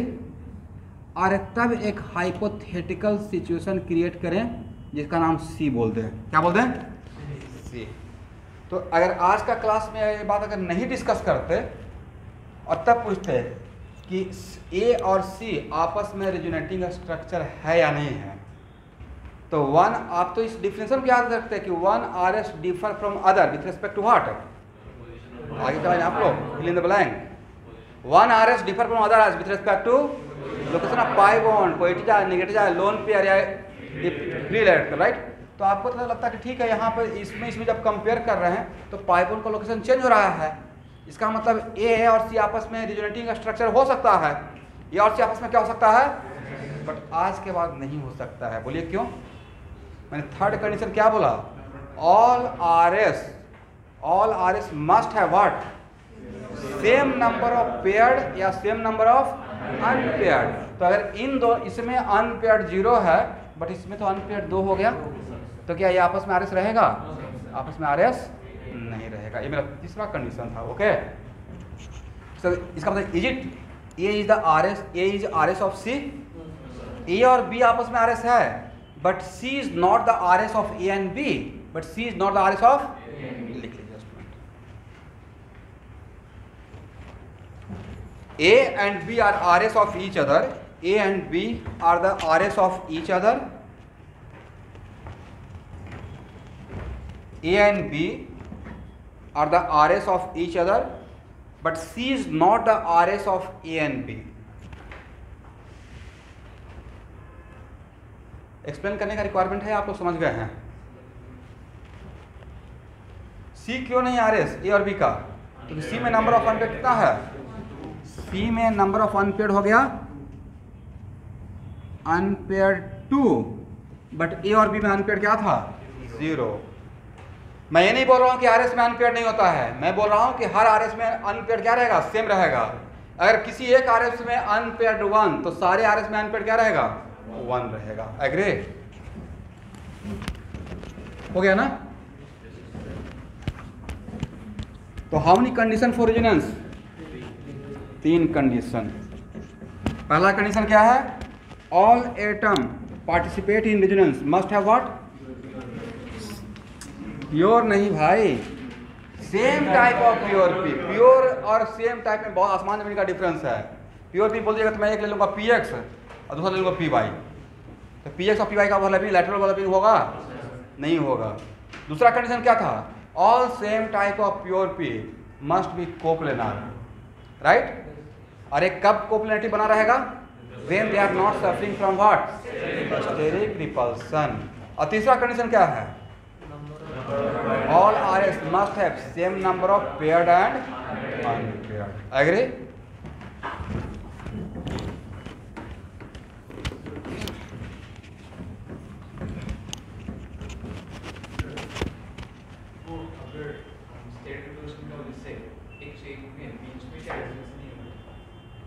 बीच में होगा, यानी कि स्टेरिक रिपल्सन जो जहाँ पे, मैंने स्टेरिक रिपल्सन में ये नहीं बोला कि ओवरऑल रेजोनेंस नहीं होगा, किसी दो सिस्टम के बीच में जहाँ पे क्रिएट हो रहा है।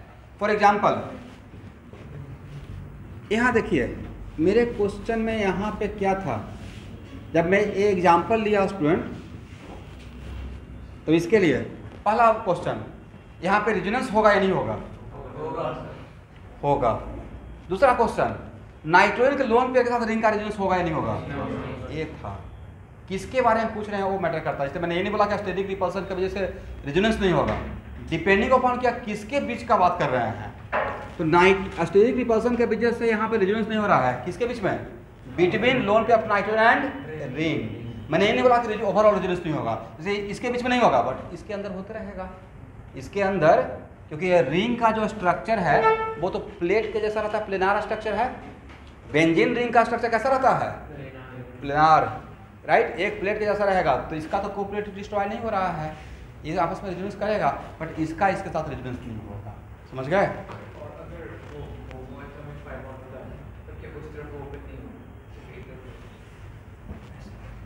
मतलब कहाँ पे, इस केस में समथिंग लाइक दिस, राइट।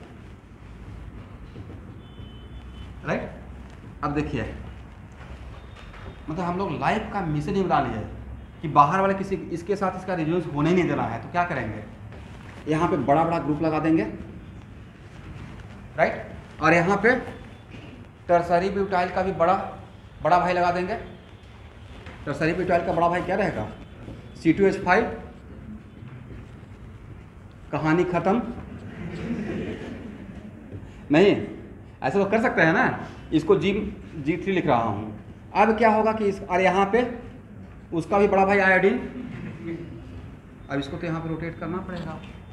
तब एक फिर ओपन क्यों होगा? ओपन तो होता है तब ना जब रेजोनेंस करता है। एक पाई बॉन्ड क्या रेजोनेंस करेगा? रेजोनेंस करने के लिए उसका कोई पार्टनर चाहिए, कंजुगेशन, राइट? समझे? बट अभी भी रेजोनेंस होगा। कहाँ होगा? रिंग में होगा, इसके साथ नहीं होगा। देखिए, आप लोग बिल्कुल भी 1% भी मन में शंका इस बात का नहीं रखें कि शायद कुछ छूट जाएगा, शायद ये ऐसे पूछ लेगा। जहाँ तक अभी बात कर रहा हूँ उसे बहुत नीचे का क्वेश्चन आएगा, ऊपर का नहीं आएगा। और जिस बुक को मैं स्ट्रिक्टली फॉलो करवाने वाला हूँ वो तो सुपर सेट है। सेट थ्योरी पढ़े हैं ना? एक होता है सबसेट और सुपर सेट के अंदर सबसेट आ जाएगा, तभी तो उसका नाम है universal set, super set, right? वो सुपर सेट है, डोंट वरी। क्योंकि जितना बात आपके दिमाग में आ रहा है ना, वो सारा बात सर सोचकर वहाँ पे प्रॉब्लम डाल दिए हैं। उसमें 3000 ऑब्जेक्टिव है, 3000 ज़्यादा नहीं है। 3000 यहाँ का रहेगा और 1000 मेरा असाइनमेंट मिल जाएगा कैटलिस्ट का, और 1500 तो पक्का IT क्वेश्चन बैंक में रहेगा। इससे ज़्यादा आपको लगेगा क्या? इतना में तो आप ऑर्गेनिक केमिस्ट्री का बाबा बन जाइएगा। एक्चुअली इतना कर सच में कर लीजिएगा। ये जो ऑर्गेनिक केमिस्ट्री चल रहा है, ये आप आईजार वगैरह में जाइएगा, वहाँ पढ़ाया जाएगा। मॉरिसन बॉयड और सॉलोवेंस वहाँ पे फॉलो होता है, जो यहाँ पे मैं पढ़ा रहा हूँ एकदम ठीक। तो क्योंकि आप आए मतलब यहाँ पे मजबूरी है कि you are preparing for entrance exam. Dual nature है ना। लोग बोलते हैं कि NCERT से आएगा, लेकिन कॉन्सेप्ट कहीं और का रहता है। NCERT से आएगा तो NCERT से रिजन से आपको कुछ रिजन समझ में आता क्या? NCERT का रिजनेंस दुनिया का 8वां आश्चर्यजनक नहीं, एक पैराग्राफ है, उस पर क्या रिजनेटिंग ऐसे ड्रॉप करेंगे भाई? IIT एडवांस से बनेगा?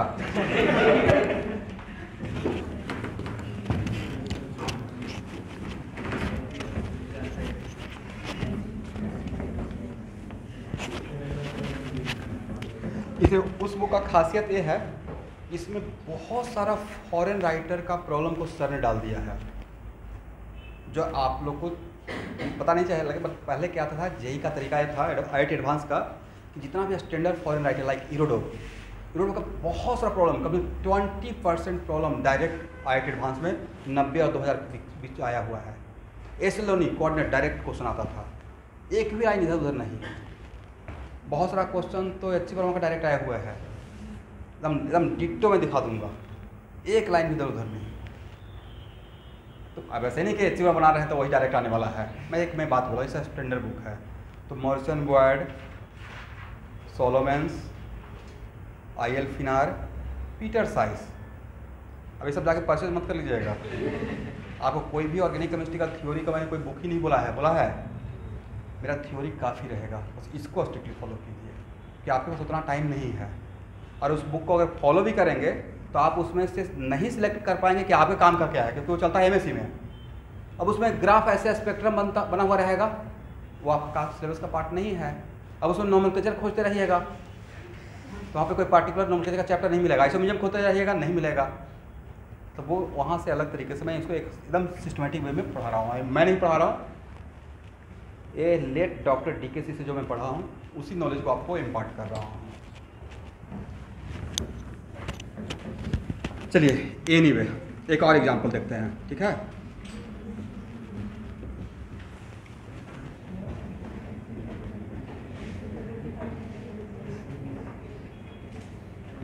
रेजोनेंस होगा या नहीं होगा? ये भी तो सिखाए थे। परेशान हो, हाउ टू राइट इंडिकेटर में ये भी लिया होगा, राइट? कहाँ ध्यान है? डॉट का मतलब डॉट थोड़े है, डॉट का मतलब एक इलेक्ट्रॉन है।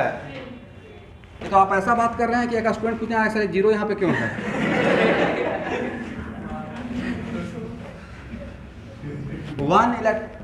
1 इलेक्ट्रॉन के लिए कितना कंप्लीट एरो या हाफ एरो? Half arrow. और इस RS में कितना अनपेयर्ड था? 1 था, राइट। और यहाँ पे 2 इलेक्ट्रॉन है ना, बट कितना इलेक्ट्रॉन यहाँ पे गया है? 1। और यहाँ से कितना इलेक्ट्रॉन आया? 1 इलेक्ट्रॉन से एक बॉन्ड बनेगा या 2 चाहिए? यहाँ देखिए, तो एक कार्बन अपना 1 इलेक्ट्रॉन दिया और एक कार्बन भी अपना इलेक्ट्रॉन दे रहा है। कौन सा? यहाँ से जो बचा हुआ है, राइट। तो इसमें भी अनपेयर्ड कितना? 1। तो ये एक दूसरे का RS रहेगा। If one RS having 1 unpaired, then all RS must having what? 1 unpaired. Agree? Both are RS of each other. दिखा दीजिएगा।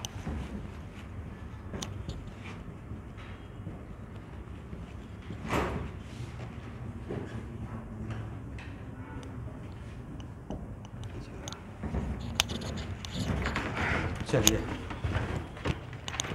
अब लिखिए स्टूडेंट। हो गया ना?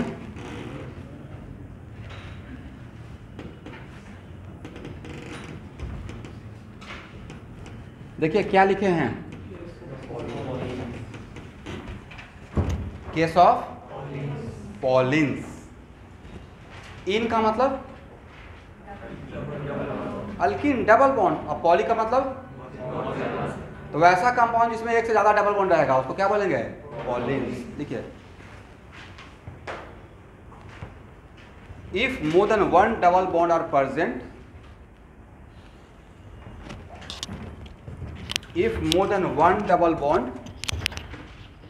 are present, then this is the case of Pauline. Then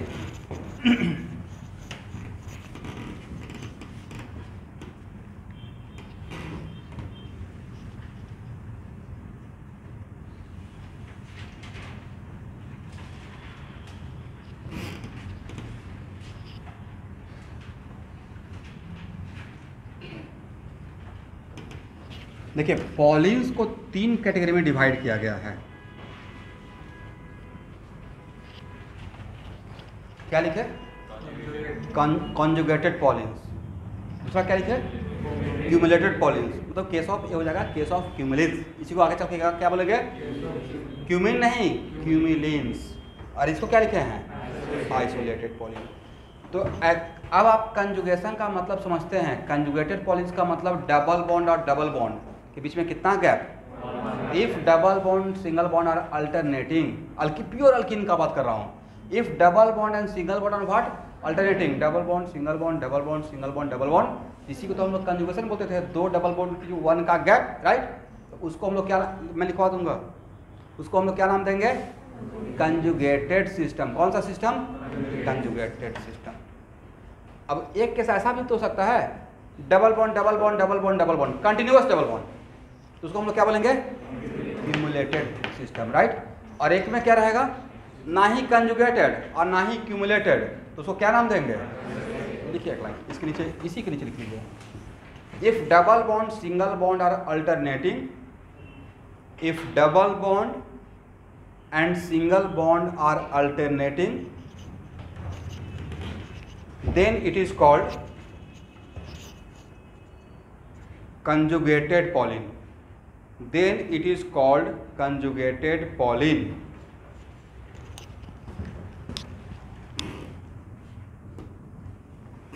second लिखिएगा, if double bonds are continuous, उसमें if double bonds are continuous then it is called cumulated polyenes. Then it is called cumulated Paulins or case of cumulants. Third लिखिए, if double bonds are neither conjugated nor cumulated, if double bonds are neither conjugated nor cumulated, then it is called what? Isolated.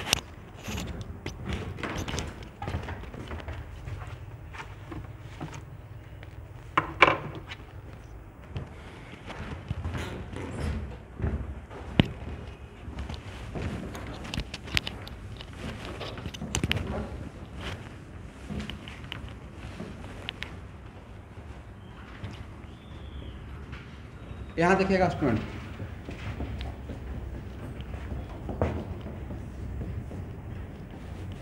एक इसका case है, ये 3 category में से कौन सा category का है? Double bond, single bond, double bond, single bond, double bond.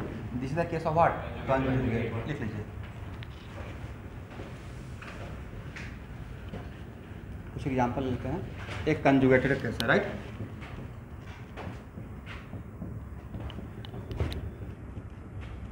एक इसका केस है, जितना भी डबल बॉन्ड है, if all double bonds are continuous, in this case of what? Cumulated. Continuous double bond को एक नाम ही अलग दे दिया गया है। अब उसमें रिजोनेंस होगा नहीं होगा ये अभी नहीं पढ़ा रहा हूँ, बस पहचानने का तरीका, इसका नाम क्या बोलेंगे? Case of क्यूमुलेंस। क्यूमुलेटेड को हम लोग क्या बोल देंगे? Case of what? क्यूमुलेंस। ठीक है।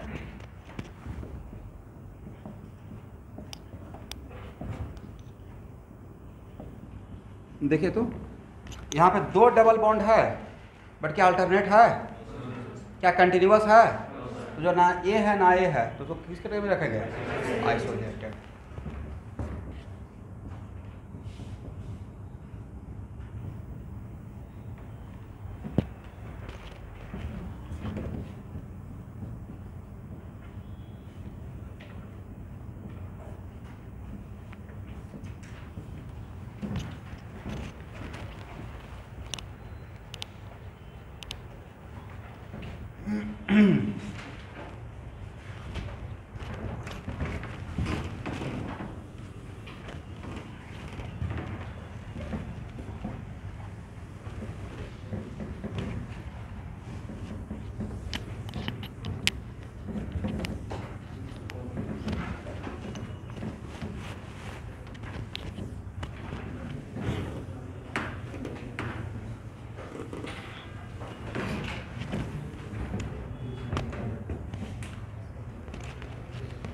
एक जनरल क्वेश्चन, और ऑनेस्टली हाथ उठाइएगा, बिल्कुल शर्माने वाली बात नहीं है। आप में से कौन कौन लोग अपने आप को IIT एडवांस तक देखते हैं? एकदम ऑनेस्ट। नहीं देखते हैं तो मत हाथ उठाइए।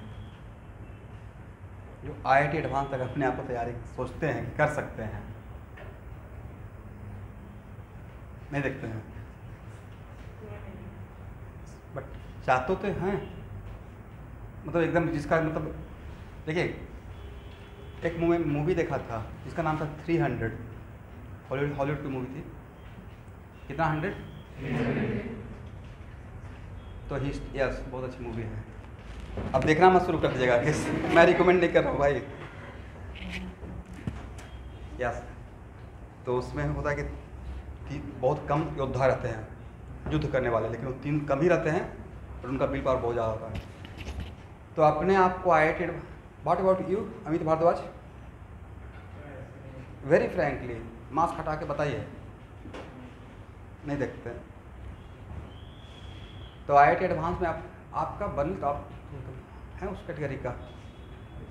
मैं आज थोड़ा आगे देखना चाहता हूँ, मतलब कुछ क्लासेस और करना चाहता हूँ, अभी पूरा डिसाइड नहीं।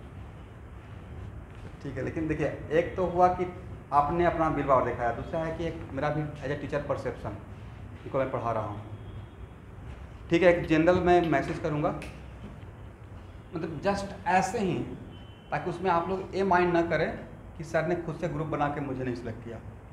मैं एक जनरल मैसेज करूँगा कि those who are interested for एक अलग लेवल की तैयारी के लिए वही इसमें ज्वाइन कीजिएगा। ऐसा नहीं चलो मैं भी ज्वाइन कर लेता हूँ, व्हाट्सएप ग्रुप ही तो है। और कुछ को मैं ऐड कर दूंगा, जैसे आप कर सकते हो।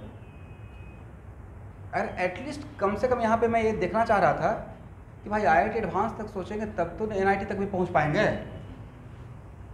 एट वर्स अगर उस लेवल की तैयारी कीजिएगा तो जब ऊपर वाला डाली छूटा नीचे वाला तो पकड़ में आ जाएगा। अब अपना लेवल ही रखे हुए हैं CEE तक, तो नीचे गिरिएगा तो कहाँ क्या बचेगा? कुछ बचेगा नहीं बचेगा। सिंपल सा लॉजिक था। Anyway, but to be very frankly कि क्योंकि आप लोगों ने बहुत ऑनेस्टली अपना डिसीजन बताया कि हाँ मैं अपने आप को यहाँ पर देखना चाहता हूँ। What about NIT JEE main तक? उसका तैयारी तो सबको करना पड़ेगा, क्योंकि उसके बिना कैसे काम चलेगा। कौन कौन लोग अपने आप को मेडिकल में देखते हैं कि मेरा हो जाएगा? तैयारी कर रहे हो आप लोग मेडिकल का, तो एकदम कॉन्फिडेंस से हाथ उठाइए कि हाँ कर रहे हैं। ऐसा थोड़ा कि हाँ सर मैं भी सोच रही हूँ, देखते हैं क्या होगा, नहीं होगा तब भी काम चल जाएगा सर। मतलब तैयारी मतलब कि जैसे मुझसे कोई पूछा था कि क्या कर रहे हो, तो मैं एकदम कॉन्फिडेंस से बोलता था IIT तैयारी कर रहा हूँ। उसको जो सोचना है वो सोचते रहे, पता नहीं कि अच्छा ये IIT तैयारी कर रहा है, क्या मजाक कर रहा है। वो उसका लुकआउट है, मेरा नहीं है। मैं एकदम प्रॉपर अपना कॉन्फिडेंस और अपने आप को रिस्पेक्ट करते हुए मैं IIT की तैयारी कर रहा हूँ और मैं इसी के अकॉर्डिंग अपना मेहनत करूँगा। लेकिन जैसा सोचते हैं वैसा धीरे धीरे बन जाता है। जैसे अभी मैं सोच रहा हूँ कैटलिस्ट को बढ़ाना है, तो सोच रहे तो इसके अकॉर्डिंग काम करते रहना पड़ेगा। आप सोच रहे हैं कैटलिस्ट ऊपर जाए और सुबह से शाम तक सोए हुए हैं, यार चलो जी नहीं, तो आ गए सब लोग पढ़ने के लिए, मन नहीं कर रहा था क्लास लेने का, तो आप लोग डिसअपॉइंटेड हो जाइएगा। और मैं आके यहाँ पे पूरा एकदम जोश में हूँ, नहीं एकदम पढ़ना है, सीखना है। तो टीचर को देख कर, टीचर का एनर्जिया ही तो स्टूडेंट में इम्पार्ट होता है। टीचर यहाँ पे एकदम स्लो रहेगा, क्या कर रहे हो तुम लोग, पढ़ते नहीं हो। ऐसा नहीं कि हम लोग टायर्ड नहीं रहते हैं, मैं बहुत टायर्ड रहता हूँ, बट यहाँ पे फील नहीं होने देता हूँ। आसान काम नहीं है 10 घंटा खड़ा रहना, राइट, सुबह 8 बजे से, बट अब फर्क नहीं पड़ता है। ये मैंने ऐसा अपने आप को डेवलप करने की कोशिश किया। यहाँ से पढ़ा कर जैसे ही नीचे उतरते हैं ना, उसके बाद मुझे 10 बार बोलिएगा तो मैं एक बार सुनूंगा, यहाँ पे थोड़ा भी बोलिएगा मैं सुन जाऊँगा। ये है इस पोडियम का रिस्पेक्ट। इस पर कितना भी कमज़ोर से कमज़ोर आदमी इस पर आ गया, उसका एनर्जी लेवल बढ़ जाएगा। ये ऐसा जगह है, स्थान है, क्योंकि यहाँ पे आप पे आकर तो आप एक्टिंग तो एकदम नेचुरल एक्टिंग करना पड़ेगा और बढ़िया से समझाना पड़ेगा, ये खासियत है। और ये पोडियम पे बिना तैयारी का तो आप रह ही नहीं सकते हो, रह सकते हैं। अब बार बार अगर क्वेश्चन में फंसते रहिएगा दिन कैसा फील होगा। एक दिन बच्चे को बोलिएगा चलो कल बताएंगे, कल फिर से फंस गए, चलो जी परसों बताएंगे। ऐसा नहीं होता है। ये बहुत ऑनेस्ट जगह है। तैयारी नहीं करके आए हैं तो स्टूडेंट डोमिनेट हो जाएगा। स्टूडेंट को पता चल जाता है भाई, नहीं कि सर अब स्टक कर रहे हैं, फंस रहे हैं। और एक बार फंसना स्टार्ट किया तो स्टूडेंट क्या होता है, डोमिनेट, फिर उसी पॉइंट पे रहेगा। तो पढ़ाने का तरीका है कि आपको उल्टा करना पड़ेगा, आपको स्टूडेंट पे डोमिनेट रहना पड़ेगा। आप कैसे रह सकते हो, स्टूडेंट यहाँ बात करे, आप उसको समझाते हो यहाँ तक बात कीजिए। थोड़ा जानना चाह रहा है, पूरा रामायण कहानी बता दिए, हाँ सर अब ठीक लग रहा है, समथिंग लाइक दिस। एनीवे, अभी भी टाइम है। NIT तो आराम से हो जाता है, ऐसा नहीं कि नहीं होता है। उसमें 100+ मार्क्स आ जाता है तो हो जाता है आउट ऑफ 300। और नीट भी बहुत आसान है। देखिए ऐसे मुझसे पूछिएगा तो नीट का क्वेश्चन तो उसमें स्पीड मैटर करता है, कॉम्पिटिशन इसी आसान नहीं है, स्पीड मैटर करेगा, राइट। उसमें आप बायो जितना भी अच्छा कीजिए तभी अच्छा रहेगा। और उसके लिए हम लोग सब लोग मिलकर काम करेंगे। मेरा जितना भी टारगेट कैटलिस्ट का मटेरियल वगैरह है मैं उतना आप लोग को कवर करवा दूंगा। थ्योरी नहीं, मैं असाइनमेंट का बात कर रहा हूँ कि प्रॉपर हर स्टूडेंट के लिए। जैसे स्कूल में क्लास टीचर होता है ना, सेक्शन का, हर सेक्शन का रिप्रेजेंटेटिव। मैं अभी देख रहा हूँ मेरी बेटी का एक सेक्शन बना हुआ है, जो इस स्कूल में गई है तो उसका एक सेक्शन बना हुआ KG सेक्शन है। उसमें क्लास टीचर एक मैसेज किए, अब पीछे से देख रहे हैं दनादन पेरेंट्स का मैसेज आ रहा है। अभी तो कोरोना पड़ रहा है, क्लास होगा ही नहीं होगा। अब बेचारा एक टीचर है, कितना रिप्लाई करेगा। अच्छा मैम जो 10 बुक था उसमें से सब लाना है, एक लाना है, उसमें से तो ट्रायंगल वाला क्वेश्चन करके लाना है या नहीं लाना है, पहला दिन है भाई। सर बैग इतना भारी हो गया, मैं क्वेश्चन में जनरल क्वेश्चन बता रहा हूँ, बैग इतना भारी हो गया कैसे उठाएगा बच्चा। सब मतलब इतना कॉमन क्वेश्चन है, बड़ा इंटरेस्टिंग है। मैं पढ़ते रहता हूँ, रिप्लाई कुछ नहीं कर रहा हूँ उसमें। क्या रिप्लाई करें, लेकिन उसमें आज मुझसे भी मिस्टेक हो गया। मैं किसी टीचर को भेज रहा था, हाँ RK सर को, पूरा IIT का PDF, SHM rotation, Newton of motion, KG का ग्रुप है। और पूरा अभी JEE का तैयार एक्स्ट्रा क्लास चलता है, एक टीचर मतलब 20 PDF at a time, 20 PDF चला गया उस ग्रुप में, एक लाइन। और मैं फटाफट उसको डिलीट किया। मतलब मैं जा रहा था और उसमें चला गया, उसमें न्यूटन लॉ ऑफ मोशन, बेचारा बच्चा तो पागल हो जाएगा, न्यूटन लॉ ऑफ मोशन हो गया।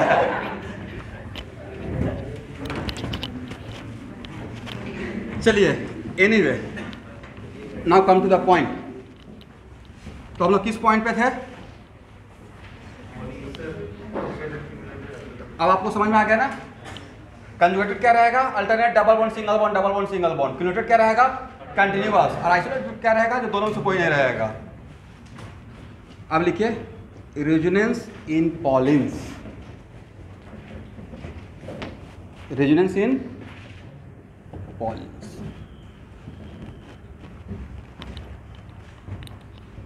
मतलब इस 3 कैटेगरी में से कहाँ कहाँ पे रेजोनेंस होगा और होगा तो कैसे होगा। ठीक है, पहला केस लिखिए, case of conjugated system.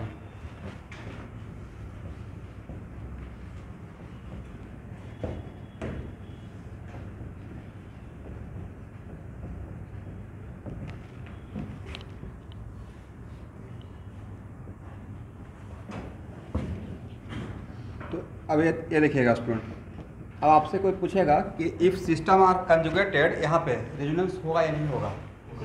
In case of conjugated pollen, resonance is possible provided they are not suffering from what? A steric repulsion. Agree? इसका मतलब यहाँ पे तो ये तो बात हम लोग पहले ही सीख लिए थे, how to write resonating structure में। कंजुगेशन का मतलब कितना है गैप? 1 का गैप। तो लिखिए resonance is possible, resonance is possible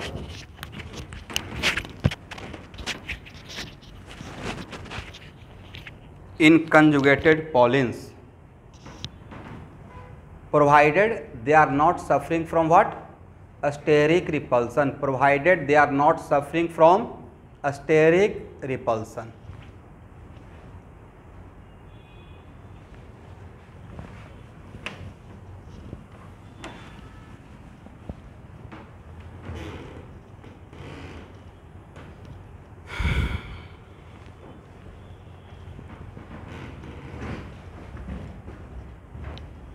हो गया ना? सेकंड, अब इसमें बहुत एग्जांपल लेने का रिक्वायरमेंट नहीं है। उसके पीछे वजह है कि हम लोग बहुत रेजोनेटिंग स्ट्रक्चर ऑलरेडी ड्रॉ कर चुके हैं, इसलिए हम लोग जानते हैं कि इसमें होगा, right. Because double bond, single bond, इन दोनों के बीच कितना गैप है? 1 का गैप है। यही तो रेजोनेंस का कंडीशन था, how to write resonating structure में। अब देखिए case of cumulenes, case of क्यूमुलेंस।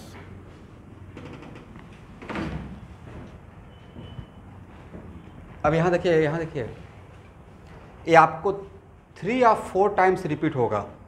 आज जो मैं इसको पढ़ाने जा रहा हूँ ये चीज़ आइसोमेरिज्म में भी आएगा, और आइसोमेरिज्म में 2 जगह आएगा, ज्योमेट्रिकल आइसोमेरिज्म और ऑप्टिकल आइसोमेरिज्म। तो यहाँ के बात को वहाँ याद रखना है, ओके।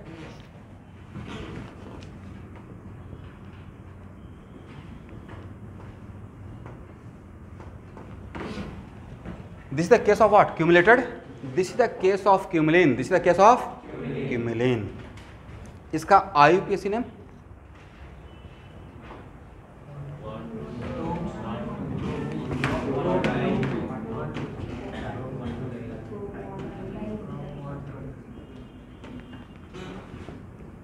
वन टू प्रोपाडाइन, भूल गए? अल्काडाइन, 2 इन ना, सही है? या प्रोप 1 2 डाइन, ये भी लिख सकते हैं। एनीवे, ये इसका कौन सा नाम था? इसका कॉमन नेम याद रखिएगा बिना बोले हुए।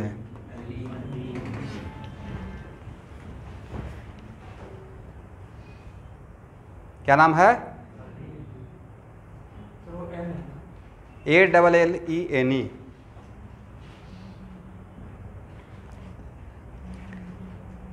अब इंटरेस्टिंग फैक्ट ये है कि इसका कॉमन नेम ही एक साल आ गया है, इसलिए इंपॉर्टेंट है मेरे लिए। इसका कॉमन नेम याद रहेगा, ALLENE, याद रखिएगा, ठीक है। अब थर्ड इसमें इंटरेस्टिंग बात है, यहाँ देखिए निरंजन, ये आपसे क्वेश्चन है, क्योंकि आप यहाँ पे आते हैं, आप बोलते हैं रेजोनेंस होगा या नहीं होगा। यहाँ पे रेजोनेंस होगा या नहीं होगा, क्योंकि पाई बॉन्ड और पाई बॉन्ड आपस में रेजोनेंस करता है, होमोएटॉमिक पाई बॉन्ड और होमोएटॉमिक पाई बॉन्ड आपस में रेजोनेंस। यहाँ पे रेजोनेंस होगा या नहीं होगा? आप लोगों को तो पढ़ा चुके ना हाउ टू राइट रेजोनेटिंग। क्या दोनों पाई बॉन्ड के बीच में 1 का गैप है? तो इसको एक कंजुगेशन में है क्या? रेजोनेंस करने के लिए कितना गैप पे होना चाहिए? जो भी दो सिस्टम रेजोनेंस करेगा उसके बीच में कितना गैप? 1 का गैप, राइट। तो क्या ये दोनों 1 के गैप पे है? दोनों कंटिन्यूअस है, तो क्या इसके बीच में रेजोनेंस होगा? There is no resonance. लेकिन फिर भी एक मन में लग रहा है कि सर थोड़ा प्रूफ मिलता तो अच्छा रहता, थोड़ा आज के क्लास में प्रूफ मिल जाता कि रेजोनेंस तो नहीं होगा, ये तो समझ में आ रहा है, लेकिन क्यों नहीं हो रहा है ये समझ में नहीं आ रहा है, राइट। तो पहला चीज़ तो ये है कि जिस भी दो सिस्टम के बीच में रेजोनेंस होता है, जिस भी दो सिस्टम के बीच में, चाहे लोन पेयर पाई बॉन्ड या निगेटिव चार्ज पाई बॉन्ड या पॉजिटिव चार्ज लोन पेयर या negative charge positive charge, right, या पाई बॉन्ड या होमोएटॉमिक और हेटेरोएटॉमिक, राइट, या हेटेरोएटॉमिक करेगा क्या? नहीं करेगा। हम लोग बचपन में एक गेम खेलते थे, तोता उड़ नहीं, और उसके बाद कुछ और बोलते थे, हाथी उड़, और उसमें बड़ा गजब का पनिशमेंट था। गांव में जो गेम होता था ना, उसमें अगर आप उसमें पकड़े गए, मतलब आप अगर रॉन्ग हो गए तो वैसे हाथ करते थे, ऐसे करो, और बहुत बढ़िया से यहाँ पे मारते थे। अब बचना है तो बचिए। और टीचर लोग तो बहुत आराम से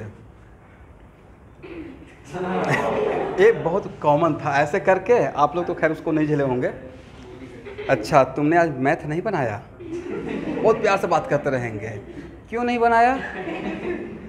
और आपको तो समझ में आ रहा है, और उनका कंडीशन था कि तुम अगर रोगे तो और ज़ोर से होगा।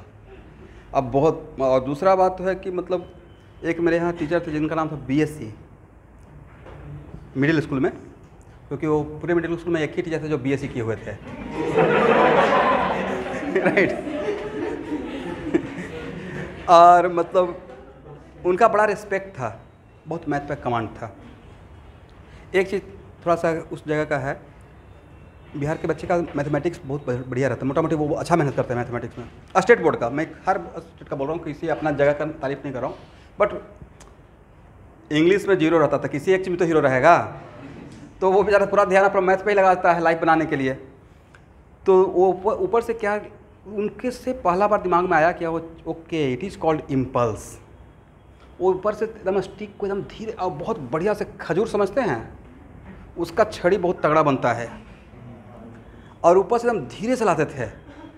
लगता था कि बहुत आराम से, अच्छा तो बहुत आराम से प्यार से मार रहे हैं, और नीचे लाके ऑल ऑफ सडन इतना मतलब इम्पल्स क्रिएट करते थे, चेंज इन मोमेंटम, और यहाँ पे आके एकदम चिपक जाता था। और उसके बाद सर दूसरा बात है कि आप घर पे जाके बोल दीजिए कि सर ने पीटा, तो घर पे भी आप जाके नहीं बोल सकते। बोलिए क्यों? पेरेंट्स पकड़ लेंगे कि एक्चुअली तुमने आज लिखना नहीं लिख कर गया। राइटिंग होता है ना, लिखना है, KG 1 class 2 second class third class, यही होता है ना कि 2 पेज लिख कर लेके जाइए, फिर मैथ बना के जाइए, समथिंग लाइक दिस। तो वो डर से घर पे भी नहीं बोल सकते हैं। तो उस टाइम पे चलता था, आज के डेट में तो ये सब चलता नहीं है।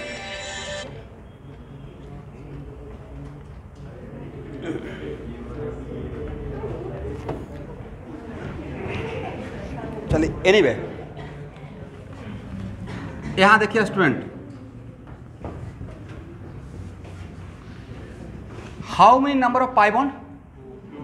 इवन या ऑड? इवन है। इस कार्बन का हाइड्रोजन क्या है? sp2। इस कार्बन का हाइड्रोजन sp, इस कार्बन का हाइड्रोजन sp2। इस कार्बन के पास कितना प्योर ऑर्बिटल रहा होगा? 1। क्या मान है बोलिए? Late it is pz। इसका हाइड्रोजन क्या है? sp। एक कार्बन के पास कितना प्योर p रहा होगा? 2। कौन कौन सा मान है? एक तो pz मानना ही पड़ेगा, कौन कौन सा नहीं। एक तो if it has pz then one of them must be pz। क्यों? क्योंकि pz का ओवरलैपिंग तो pz के साथ ही होगा ना। अगर इसके पास pz है तो pz ही तो पाई बॉन्ड बनाएगा। तो अगर इसके पास one of, if this carbon having 1 pz then it must have at least 1 pz। 2 pure है बट उसमें एक pz होना पड़ेगा। अब इसके पास तो 2 प्योर p है, एग्री? तो दूसरा मान लेते हैं p/, क्या मानते हैं?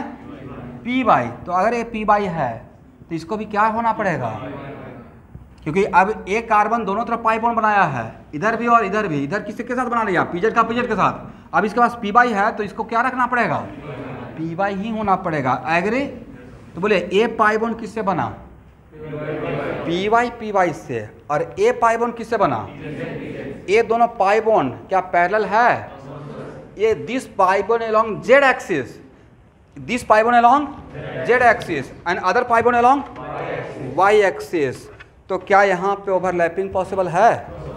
क्योंकि आज का पहला कंडीशन तो रेजोनेंस का यही था कि दोज एटम एक मिनट यहाँ पे देखते रहना है, those atom participate in resonance must have at least one same type of, एकदम ये डेप्थ का प्रूफ दे दिया, at least must have at least one same type of pure vital. तो इसके पास पीजेड बट इसके पास तो पीवाई हो गया। तीनों कार्बन के पास एटलीस्ट सेम टाइप का होना चाहिए था। क्या सबके पास सेम टाइप का है? नहीं है। और दूसरा, एक पाई बॉन्ड है अलॉन्ग जेड एक्सिस और दूसरा पाई बॉन्ड क्या है? तो अगर ए इसके बीच में ब्रेकेज होता है, इसके बीच में ब्रेकेज होता है, तो क्या इसके बीच में ओवरलैपिंग होगा? नहीं होगा। समझ गए? तो ये कंप्लीट प्रूफ था इसके लिए। इसका मतलब है कि यहाँ पे दिस इज द रीजन कि दो पाई बॉन्ड जो कंटिन्यूअस रहता है, क्या रहता है?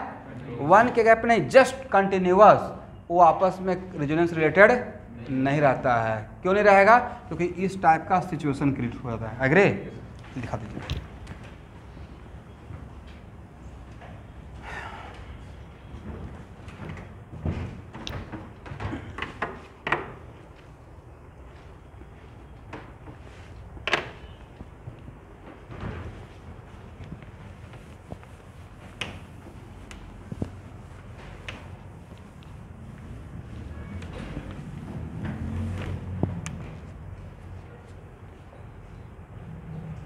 बाद में कंक्लूजन देंगे, अभी सिर्फ समझिए।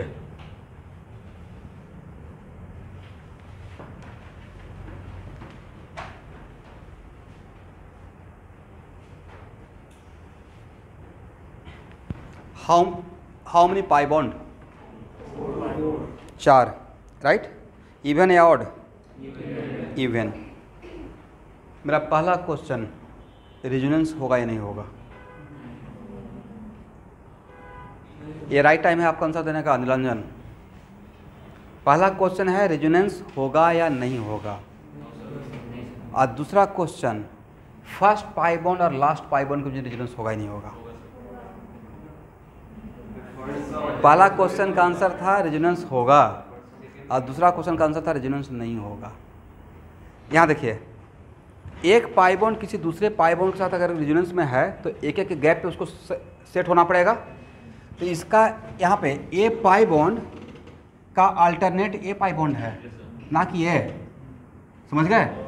इस डबल बॉन्ड का वन के गैप पे कौन है? ए है या ए है? इसका मतलब this pi bond and this pi bond both are conjugated, both are what?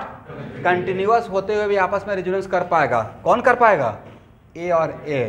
क्योंकि रेजोनेंस करने के लिए कितना गैप पे होना चाहिए? 1 के गैप पे।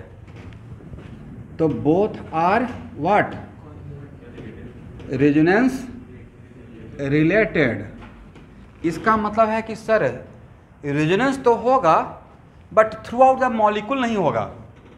रेजोनेंस होगा but throughout the molecule होगा या पार्ट ऑफ द मॉलिक्यूल में हो रहा है? पार्ट। ये आपस में रेजोनेंस रिलेटेड है?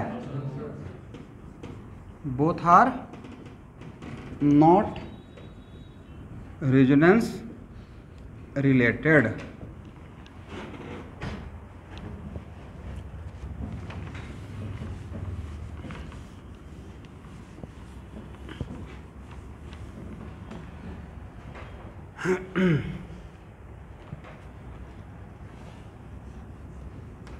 अब 1 मिनट स्टूडेंट, आज 1 मिनट यहाँ देखिएगा।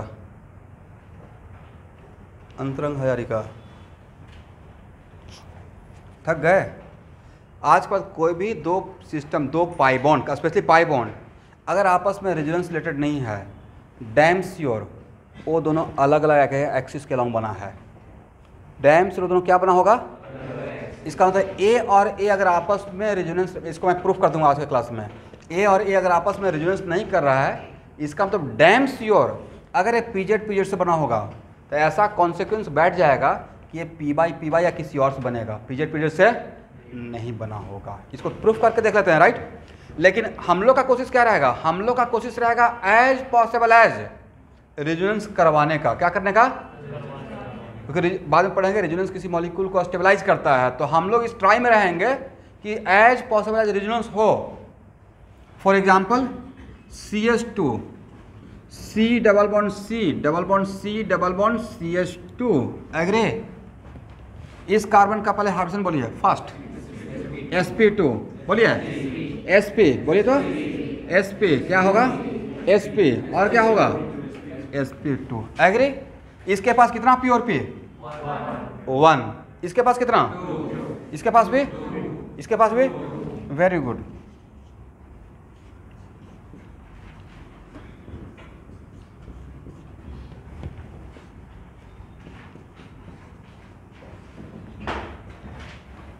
मान लेते हैं कि इसके पास पीजेड है, स्टार्ट तो कुछ से करना पड़ेगा। इसके पास पीजेड है और इसके पास 2 है, एक तो पीजेड होना पड़ेगा,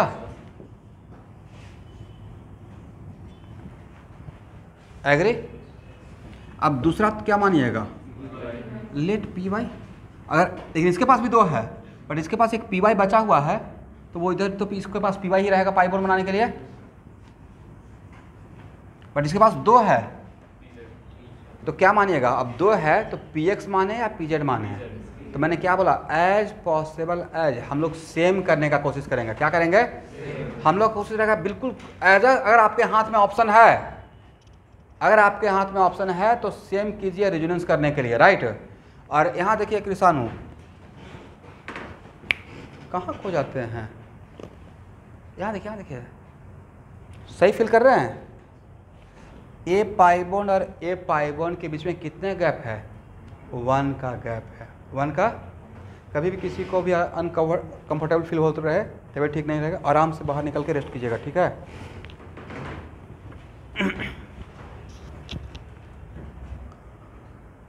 और सेम अप्लाई फॉर टीचर।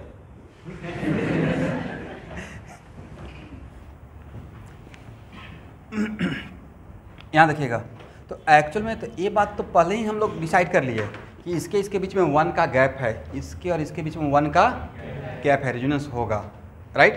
क्यों होगा, क्योंकि हम लोग ऐसा ट्राई कर रहे हैं। अब यहाँ पे मेरे पास ऑप्शन है, तो ये बना है पाई बॉन्ड पीजेड से, इसको भी किससे बना दें, पीजेड, राइट। इसको क्या मान लिए, पी वाई, तो एक बचा हुआ था ऑप्शन, तब मैंने क्या कर दिया, पीजेड। तो इसके पास ये भी क्या रहेगा,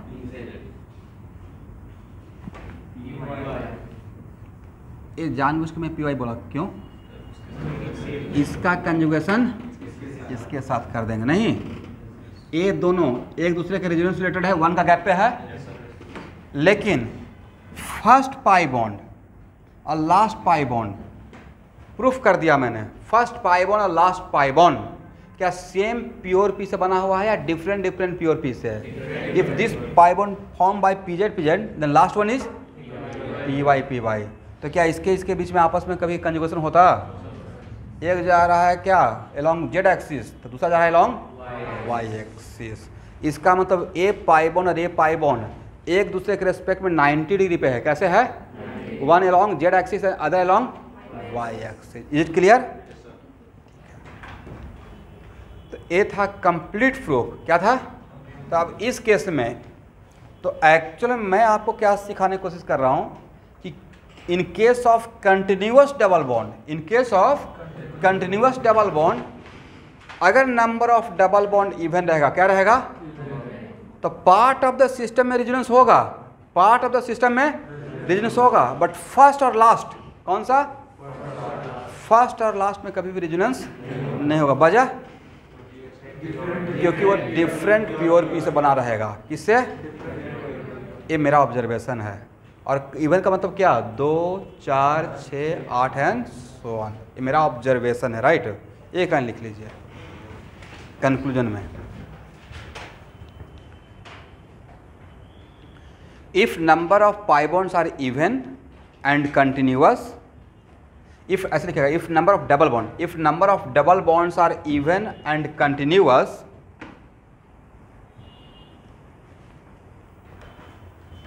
then resonance is possible in part of the molecule, then resonance is possible in part of the molecule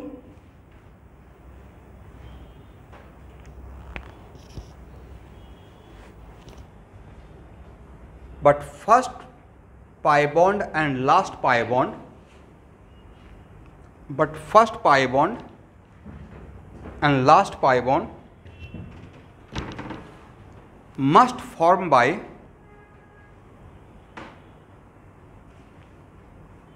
different type of pure vital, must form by different type of pure vital.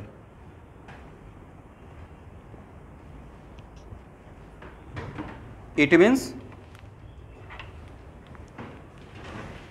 यहाँ देखिए student, दो pi bond ऐसे है, both pi bonds are coplanar, both pi bonds are what, but ऐसे है coplanar या non planar. It means first pi bond and last pi bond are non-planar. Co-planar or non-planar? It means first pi bond and last pi bond are non-planar. This is the conclusion for what? Odd number of double bonds, odd number of continuous double bond या even? Even के लिए था.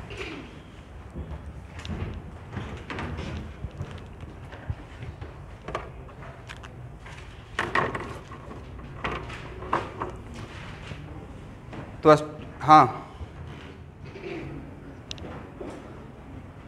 Pure first and last form by different type of pure, ऐसे लिखा जाएगा, first and last form by different type of pure vital. Agree? इसका मतलब first pi bond और लास्ट पाई बॉन्ड और कोप्लेनार या नॉन प्लेनार? Non planar. तो सारे स्टूडेंट अभी लाइन पे बने रहिए.